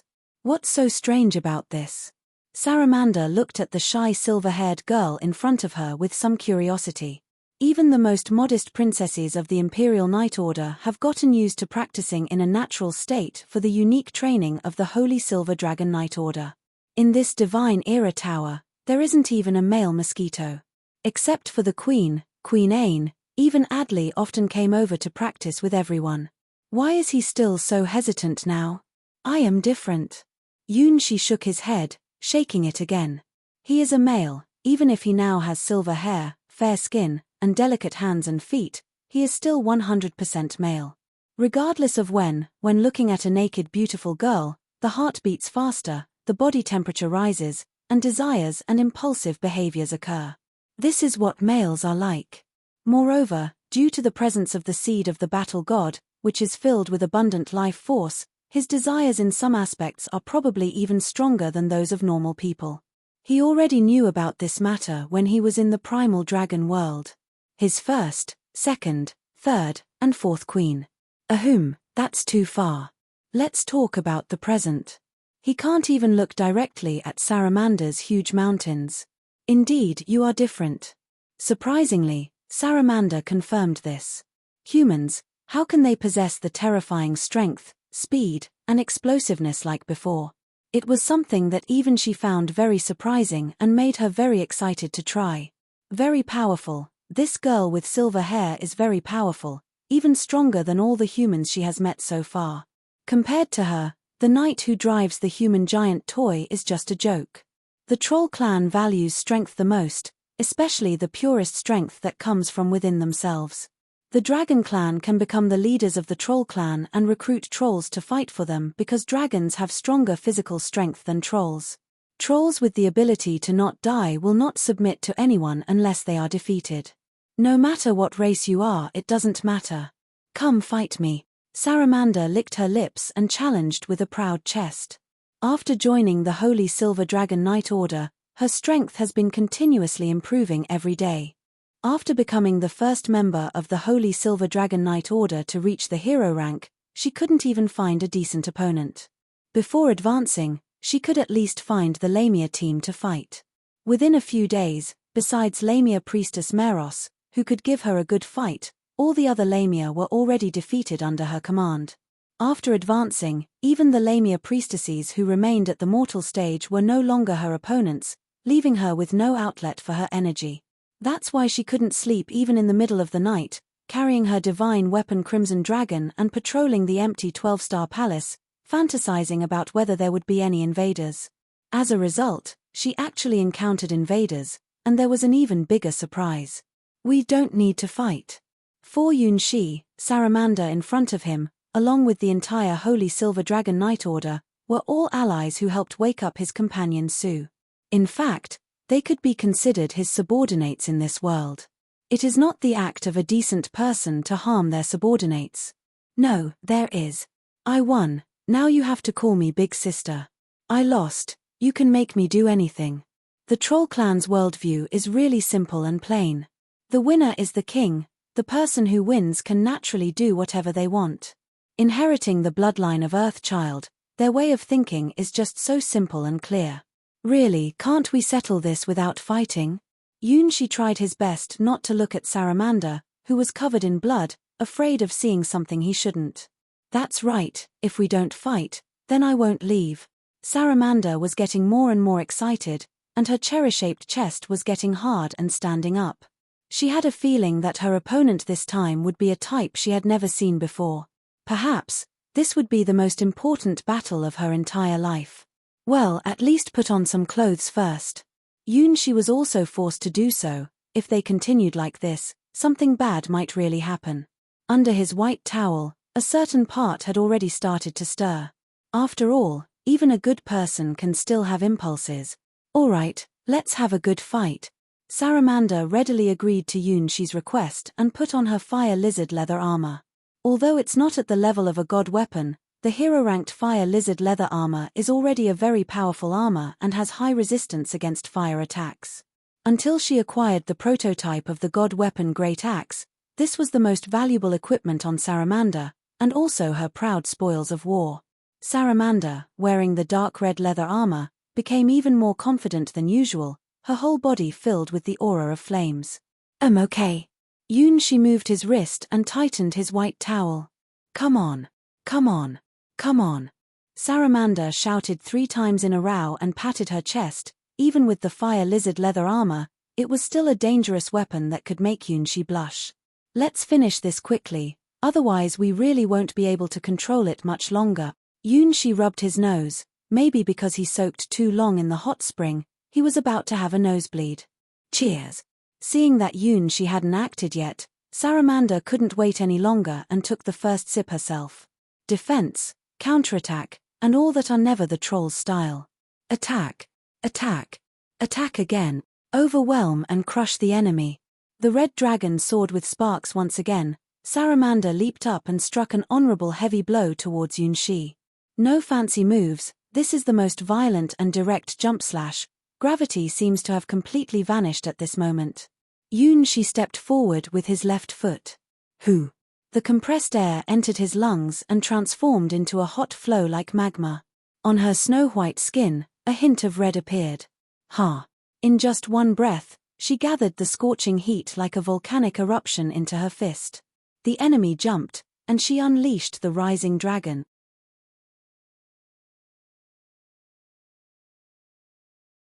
Chapter 1092. This was not a battle on the same level.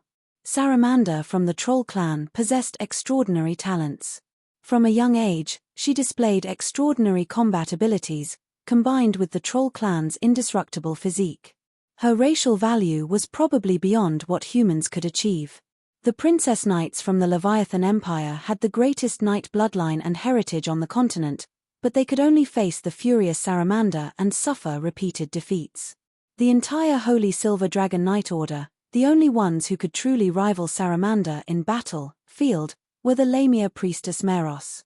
After advancing to the hero rank and upgrading her gigantic axe into the god weapon Crimson Dragon, Saramanda had no opponents except for the mysterious and unpredictable nuclear explosion queen. Her strength was real and solid. She didn't need any magic armor because she herself was a terrifying war machine. However, her opponent was a monster even greater than that. In the Dark Forest, she defeated the green-skinned hippo for the first time and embarked on her journey of training. Inside the Tower of Massive Flames, she fought her way through countless stone statues, facing the power of a fake god weapon with her mortal strength. In the water god's world, she was chosen as the bride of the water god and confronted Shea Longness, the sky sword, a terrifying legend ranked. In the primal dragon world, she fought with the primordial dragons until darkness covered the sky and earth. The different level of her opponents made Yunshi never truly realize how strong he had become. Even without any external forces and without using the Star Wings, a divine sword beyond comparison, he had long become a true monster solely relying on the power of his own flesh and blood. The reason why he always felt weak, powerless, and had to risk everything to fight was because his opponent was really unreasonable. When he was still a mortal, he had to face a third-order elite-level green-skinned hippo.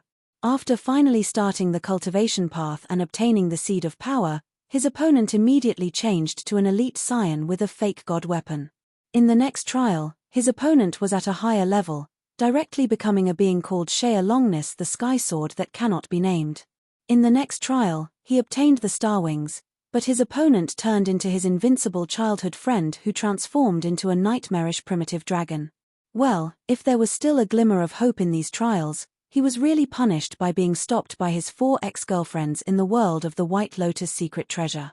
He truly experienced what it meant to be desperate and face the consequences of having burned all bridges. Even though he had never even left the White Lotus sword domain, he ran into the guns of his 4 creator-level ex-girlfriends. It was like the protagonist in a game who just left the newbie village and was killed by the ultimate world boss. He couldn't defeat the creator-level powerful beings, no matter how he cheated. Yunshi couldn't even understand what kind of concept that was. Mortals, heroes, legends, and then creators. There are only a few of them in the entire Endless Gods domain, and Yunshi has almost met all 5, with 4 of them being his ex-girlfriends. Just like Maya, my own star spirit, said, my past life was really a big disaster. With opponents like this as future reference goals, and with Hua Hua as my current stage reference, even if it's not good enough, I still see the Twin Witches as the benchmark of hero ranked. Yunshi expressed that he feels immense pressure. There is absolutely no trace of arrogance or smugness whatsoever. Rather, when Cassina the battle god mentor mentioned that his life is not long, he deeply resonated with it. With ex-girlfriends like these, It is simply impossible to live a long life. However, if it weren't for Hua Hua and the twin witches as reference goals, Yunshi's fighting intuition would still be very effective. At least, when faced with Saramander's righteous leap attack, he easily counterattacked. Like a soaring dragon, his retracted right fist firmly slammed onto the sharp edge of the red dragon giant axe. This is not arrogance, but the toughness that his solid body exudes. With a majestic and domineering momentum, he directly struck down Saramander's leap attack. In front of his ex-girlfriend, the toughness was as fragile as paper, but that's because their power levels were vastly different. Teacher Cassina, the god of battle, taught a style of tactics that was the top secret even in the whole endless god's domain in terms of utilizing toughness. Yun Shi, who immersed himself in the river of time, understood the fusion of toughness and flexibility. Even 1,000 years later, he could fight his mentor, Cassina the god of battle, from the sky to the ground. The secret of toughness lies in forging one's body to the indestructible level of a diamond. Regardless of the extreme environments, it can exert 100% of its power. This is also the realm pursued by the Red Steel genre, to resist the god weapon with the power of the flesh. Like Red Stone, a practitioner of the Red Steel genre who possesses some giant bloodline, they will not hesitate to willingly shackle themselves with great burdens. They travel through the entire endless god's domain, challenging various impossible trials. Now, what Yunshi is demonstrating is the realm that the practitioners of the Red Steel genre have always dreamed of. Indestructible. Simply heartless. When using the Rising Dragon technique with a rigid body, it becomes almost invincible. Saramander's powerful and forceful jump attack, which also unleashed flames, was countered by Yunshi with a single punch, sending her flying and embedding her whole body into the wall. Just like the dark-haired girl from earlier, Saramander was also blasted into the wall, embedding both herself and her god weapon into it. The newly repaired walls of the Aquarius Palace were once again covered in numerous cracks, resembling a spider's web. Right arm, broken. Internal organs, severe bleeding. Skull, cracked. With just one punch from the Rising Dragon, Saramander was critically injured, and it could even be said that she was on the verge of death. Ahem. Ha. For a full 10 seconds, Saramander saw nothing but red, almost completely losing consciousness and entering a blank state. Fortunately, the Troll clan are the Earth children of this world, the true descendants of the giant clan. As long as the physical body is not torn apart or turned to ashes, it can always heal. Sorry. I may have thrown the punch a bit too hard. Yunshi looked at his own fist, considering the difference in size between them and the quality of the weapons. He had punched with too much force. The outcome caused by this exceeded his imagination. Perhaps using a softer punch against nothing would have been more appropriate. Compared to the previous trial world, the average strength in Sia's world seems a little low, doesn't it? Ha-ah! What kind of attack is this? Saramander shook her head and struggled to jump down from the wall. Heartbeat, continuously speeding up. Blood, boiling more and more.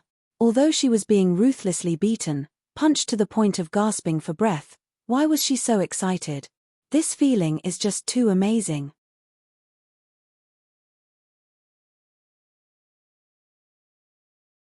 Chapter 1093. It doesn't hurt at all. This level, for a troll, it's just a drizzle. Even though she was bleeding from 7 wounds, Saramander appeared completely unconcerned. Is it like this? Yunshi looked at Saramander, who stood up unsteadily, with some doubt in his eyes. He stamped his feet a few times and forcefully corrected her twisted joints. The Troll clan's racial talent is really extraordinary. Of course, it was because Yunshi knew about the Troll clan's talent for something similar to immortality that he unleashed the Fist of Steel. If it had been someone else, that Rising Dragon move would have completely emptied their health bar. Phew, all right. Saramander, with a calm expression, forcibly reattached her broken rib and once again tightened her divine weapon Crimson Dragon. She didn't even realize how she lost just now. After one Rising Dragon strike, her vision went blank. Did she actually send herself flying with a punch? Does that petite body really possess terrifying power like that of a giant dragon? In Sia's world, there are only a few races that are stronger than trolls. Lamia is one of them, and she can defeat trolls in close combat with her super fast and powerful continuous strikes. Saramanda has never encountered an enemy strong enough to knock her down with just one punch in her entire life. Even the Leviathan Empire's magic armor, which is taller than 7 meters and made entirely of steel, cannot achieve this. The Troll clan won't be defeated by the same move twice. Saramanda, who has learned from her mistakes, charges towards Yunshi with determination and caution. Since jumping would get her instantly knocked down, she decides to charge straight ahead instead. In the Divine Era War, the Troll's fierce charges were one of the biggest nightmares for human armies. The divine weapon Crimson Dragon, along with Saramanda's own weight, exceeds 1 ton and has unmatched mobility compared to magic armor. When she starts her charge, it feels like she transforms into a war beast, roaring and ready to crush everything in her path. Oh! Saramanda's enraged roar would probably shake the entire underground palace group if they weren't in the enclosed Aquarius Palace. Yunshi did the basic move of the battle god Junrahard fist training, where he pulled back his bow step. This stance allowed him to unleash a series of tactics. The sound around him became louder and more spirited as he breathed. The sound was his own heartbeat and the flowing of his blood, like a grand symphony woven by a gigantic bell and a river. He took a step forward and punched. A scorched mark appeared on the ground, hard to imagine that it was made by the small, white foot, leaving such a trace. Even the sound couldn't keep up with the trajectory of his punch. Saramanda was only halfway through her charge and just about to unleash her full power when Yunshi's fist arrived. Haha. Once again, Saramanda saw nothing but blankness, feeling dizzy. Boom. Another decoration named Saramanda appeared on the wall of the Aquarius Palace. There were no fancy moves, just a step forward and a punch. It was like a lightning-fast, straight-line attack. Yunshi's fist of steel had a speed faster than the normal fist of steel and a more precise strike point. Saramanda's charge was forcefully interrupted before reaching its highest speed, and then she was sent flying. Ha! Ha! Saramanda's heartbeat completely stopped for more than 10 seconds, accompanied by intense gasping, similar to a windmill, before the blackout finally ended. What happened? Was I hit? How did I get hit? Where was I hit? What am I doing? After the blood circulation in her head stopped for more than 15 seconds, Saramanda struggled to lift her head. This time, the signs of dying were even stronger than before. In fact, an ordinary person would have already died. Cough. Spitting blood, about 4 ribs broke, and the heartbeat became really messy. Perhaps a bone pierced into the area around the heart? Are you okay? Yunshi walked up to Saramanda and pulled her down from her hanging position. The punch used in this attack wasn't as strong as the previous Rising Dragon, but it was faster and interrupted Saramanda's charge before she could attack. It looked like a sneak attack, but due to the difference in speed, it ended up being an ambush. This little injury doesn't mean anything. Saramanda pretended to be tough, but in reality, she had never experienced such a deadly injury in her entire life. As an Earth child, she had never been in such a miserable state even when facing the Fire Lizard King. Twice, she was hit and lost consciousness twice. If this were in a battlefield, even a troll would be in danger of dying. What kind of fist was that? Despite her petite figure, the speed, strength, and explosive power were unbelievably strong. Saramanda couldn't withstand a single punch. Apart from that nuclear explosion queen, probably no one in the Holy Silver Dragon Knight Order could withstand such a punch. Too fast. Too strong. Such a violent punch. The Troll clan's proud invincibility talent is like a punching bag in front of this kind of attack. Give me a little time. Saramanda gritted her teeth, holding onto her dislocated rib. Crack. A chilling sound. Saramanda forcefully pulled and aligned her deformed ribs, especially the one that was causing her to almost suffocate, piercing into her chest cavity. Then, wiping off her nosebleed, twisting her head and stomping her foot, she shouted loudly. Saramanda, she's back, they're all back. The Troll clan is so tough and amazing. It took about 30 seconds for Saramanda to regain her fighting ability, and then she glared at Yunshi in front of her. Come at me again, I don't believe you can't even take one move. Yes, Saramanda's goal has changed. She didn't even think about defeating Yunshi, But at least she wanted to take his punch. A troll who can't even take one punch is simply a shame to trolls. Sigh, this is meaningless. We are different. This is not Yunshi underestimating the troll clan. If it was him before undergoing the trial of the stars, Saramanda could easily defeat him 100 times. In terms of pure strength, Saramanda alone can match hundreds of green-skinned hippos and kill a whole tribe of them without even blinking an eye. However, under the pressure of teacher Cassina, the powerful battle god, Yunshi was no longer the ordinary person who had been crushed by a green-skinned hippo. A hero with half-god powers. The chosen child of the heavens. The last saint. These words can all describe the current Yunshi.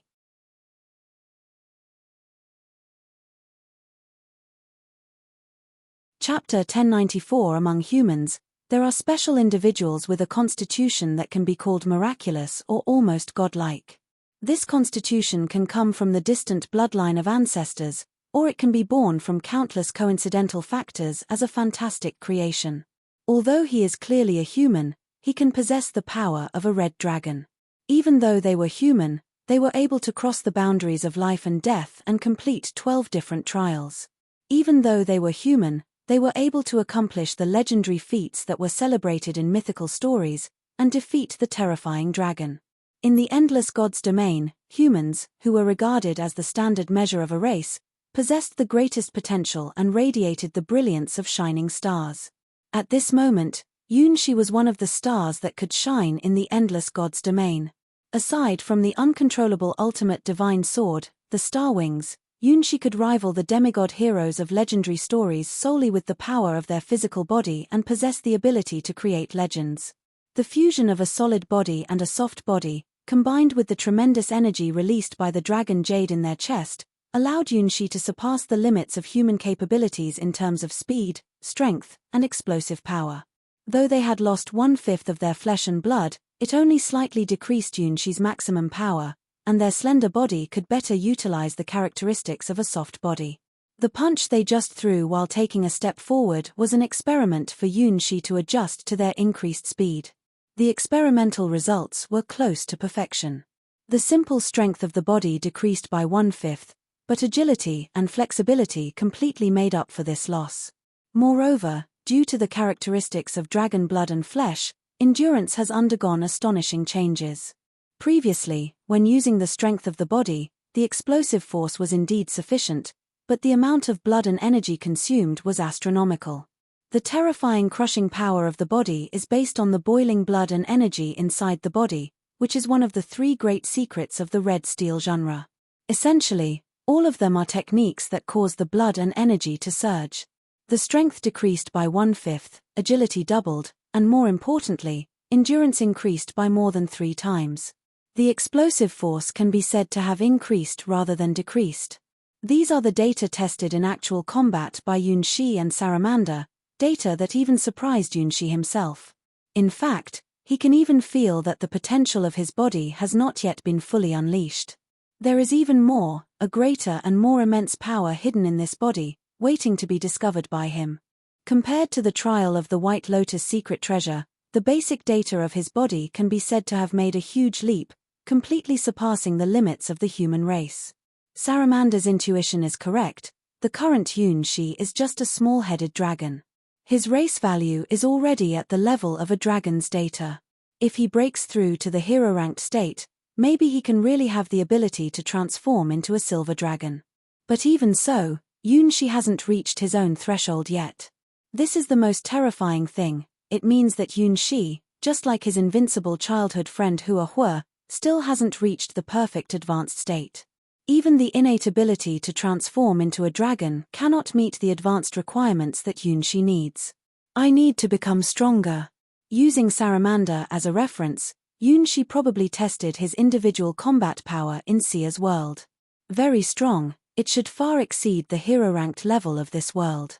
However, this is not something to be complacent about, because his true opponents are far more terrifying than all the hero-ranked individuals in this world combined. The dragon hunting chain that covers the entire world. The endless power came down from the star bridge in the sky. Their strength was so great that the power of the dragon was no match for them. With such ex-girlfriends, Yunshi would not be proud of his achievements and think he was a true strong person. Bang! The third punch was an inch punch. He closed the distance between himself and Saramanda, almost pushing himself into her embrace, using his shoulder to push away her giant axe, and then punching at close range. The sound of the heart completely stopping beating. The sound of the complete freezing of the flow of blood. The sound of the giant axe falling to the ground. In that moment, Saramanda's world turned into black and white. A big, red fire lizard looked at Saramanda with a gaze full of resentment, as if mocking her in the face of her present situation. Everything from Saramanda's 16 years of life appeared before her like a carousel. Since she was young, she was the strongest child in the tribe. While other children were still babbling at the age of 6 or 7 and couldn't even lift a proper stick, she had already grown to a height of 1.60 meters and hunted in the forest carrying a wolf-toothed club taller than her own body. Her strength surpassed even that of adult trolls. By the age of 10, her fighting skills were already among the top 10 in the tribe. After killing the Fire Lizard King and taking its true name, she no longer had any opponents among the trolls. Even the elder heroes were unable to withstand the blows of her club and one by one became her defeated minions. Not a hero-ranked, but even stronger than hero-ranked, this is Saramanda, the troll clan's proudest prodigy. In her life, she almost never experienced defeat. No matter what kind of enemy she faced, she always managed to unleash greater power. Even if the odds were against her at first, she could turn the tables and secure victory. She was a natural-born troll genius, favored by the earth, a descendant of the ancient giant's fantastic lineage. Even a true dragon would have to fight her to truly know who is stronger. Saramanda had that kind of confidence. However, her confidence was shattered at this moment. It wasn't a dragon soaring through the sky, but a girl with beautiful silver hair who broke Saramanda's confidence and composure with just 3 punches. So, there are still monsters like this in the world. At the end of the carousel, Saramanda clearly saw how Yunshi landed 3 punches on herself, leading her into a state of death. Like a special slow-motion effect, her consciousness became unusually clear. The first punch, like a soaring dragon, smashed her divine weapon Crimson Dragon, then hit her chest around the area where her heart is, slightly towards the right. The second punch, like a speedy flash, even in slow motion, one could feel the speed and explosive power. In comparison, she felt as clumsy as a turtle. The third punch, like a surgical knife, accurately struck the convergence point of her chi and blood power, the most deadly punch. 3 punches, all hitting around her heart, on the left, right, and directly in the center. Almost smashing Saramanda's heart to pieces, it also came with additional effects. Saramanda, unable to resist, fell in love with this sensation.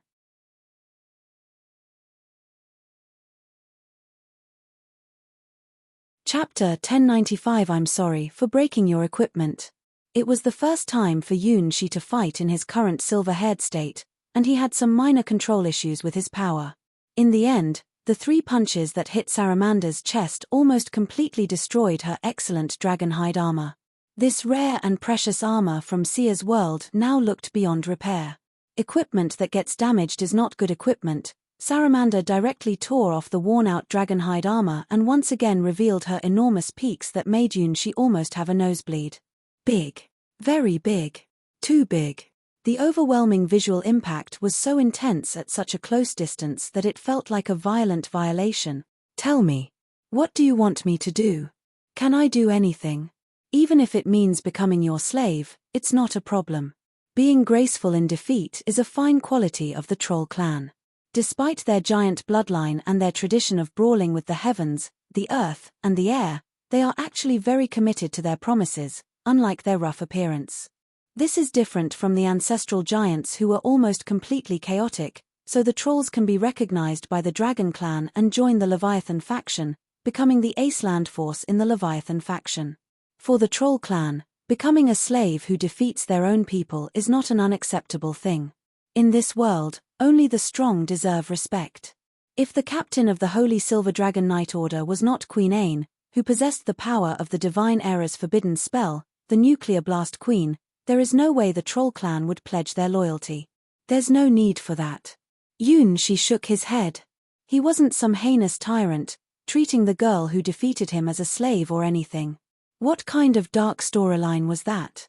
Then what do you want me to do?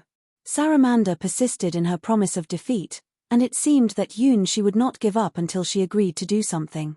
Then temporarily become my subordinate. Actually, even if she didn't say it, the Holy Silver Dragon Knight Order founded by Ain also belonged to him. After all, the purpose of forming this Holy Silver Dragon Knight Order is to hatch the Silver Dragon Egg. Alright, I will serve you. I will be your captain of the guard. From being a slave to becoming a subordinate, Saramanda expressed great satisfaction. As long as she could stay by the side of this silver-haired beauty, she didn't mind anything. There is no other reason. Being able to fight anytime, anywhere, and enjoy it is the greatest reward for the power-loving trolls. I am Saramanda, the warrior who defeated the Flame King. Saramanda proudly showed off her well-trained body. Even though her heart had stopped for 30 seconds, she quickly recovered and was back to being perfectly healthy. I know, the invincible Saramanda. She tried not to look at Saramanda, who had returned to her normal state, with her stunning figure that was almost criminally attractive. Tell me your name. Seeing the shy and charming look on the silver-haired girl in front of him, Saramanda felt even more excited. In the troll clan, there was definitely no girl like her, and she felt a growing interest awakening inside herself. I am Ash, Vice Captain of the Holy Silver Dragon Knight Order. This was the identity that she and the sisters Ain and Adley had come up with after discussing. This country's former king's illegitimate child, borrowing this identity temporarily, having this identity would make many things much more convenient. Of course, since he was the prince of this country, there was no problem with also being the vice captain of the Holy Silver Dragon Knight Order. Oh, so you're the vice captain, Ash, that name sounds familiar somehow. Saramanda had no problem accepting the fact that she was the vice captain of the Holy Silver Dragon Knight Order. The Holy Silver Dragon Knight Order is a good place because they are very powerful in battle and also very cute. However, Ash finds the name familiar, but she is not good at remembering human names, not even the names of the princesses from the Empire. Only a very important human can have a name that leaves an impression on her. Ash, I am Prince Yunshi of Seer Kingdom, Yunshi said again, trying to clear Saramanda's forgetful mind. Most girls from the troll clan are clumsy and inexperienced. This makes them pure-hearted and able to focus their minds on battle, but it also means they often have funny situations in their relationships with others. Until now, they still often get lost in this underground palace group. Ah, the prince. Ash, isn't this the name of the prince of this country? You and him have the same name. Are you twins? Until now, Saramanda still couldn't figure out the true gender of the silver-haired beauty who was so close to her. No. I am a prince, Yunshi sighed. This confusing appearance is really troublesome. What are you joking about? Clearly, you are a girl. Saramanda reached out her giant hand and grabbed Yunshi's towel. This sudden grab was completely unexpected and without any ill intent. Even Yunshi's fighting instincts didn't have time to react well. Maybe the imposing presence of that huge mountain had a stronger effect. Just in that split second, Yunshi's towel slipped off, and Saramanda saw the weapon hidden underneath. Even though a fifth of his flesh and blood had been stripped away by Maya, this part didn't look like a 14-year-old at all. Rather, it seemed to have grown even bigger, likely supported by the tremendous power of the seed of the battle god. Ah ha, you really are a prince, Saramanda stared in disbelief at that part, and then instinctively pinched it. Rising Dragon Yunshi angrily kicked Saramanda in the face. How can he still be a gentleman now? Got fully expose. Did the roles reverse? Sorry. I never thought you were a prince. Saramanda obediently followed behind Yunshi, who was wearing his pajamas. She also repaired her tattered dragonskin armor. Don't tell anyone about what happened tonight. After experiencing a scene where both of them were naked and facing each other, Yunshi finally realized something. It's pointless to argue with idiots. Saramanda couldn't fully understand what had just happened and what it meant. The education of a lady is a long and difficult journey. However, you look beautiful even without clothes. This is really a situation where one problem arises after another. Yunshi is desperate about the troll clan's sex education level. Shame and such things simply don't exist. No matter if Yunxi appears as a male or female in her eyes, there is no difference in appearance. You're tuning in to the Dreamy Chapters YouTube channel. We're so grateful for your support, and don't forget to subscribe to join us on this incredible journey through captivating stories. Your generosity through donations truly makes a world of difference, as it's the primary source of revenue that allows me to expand and enhance this channel for you. Thank you from the bottom of my heart for being a part of this adventure.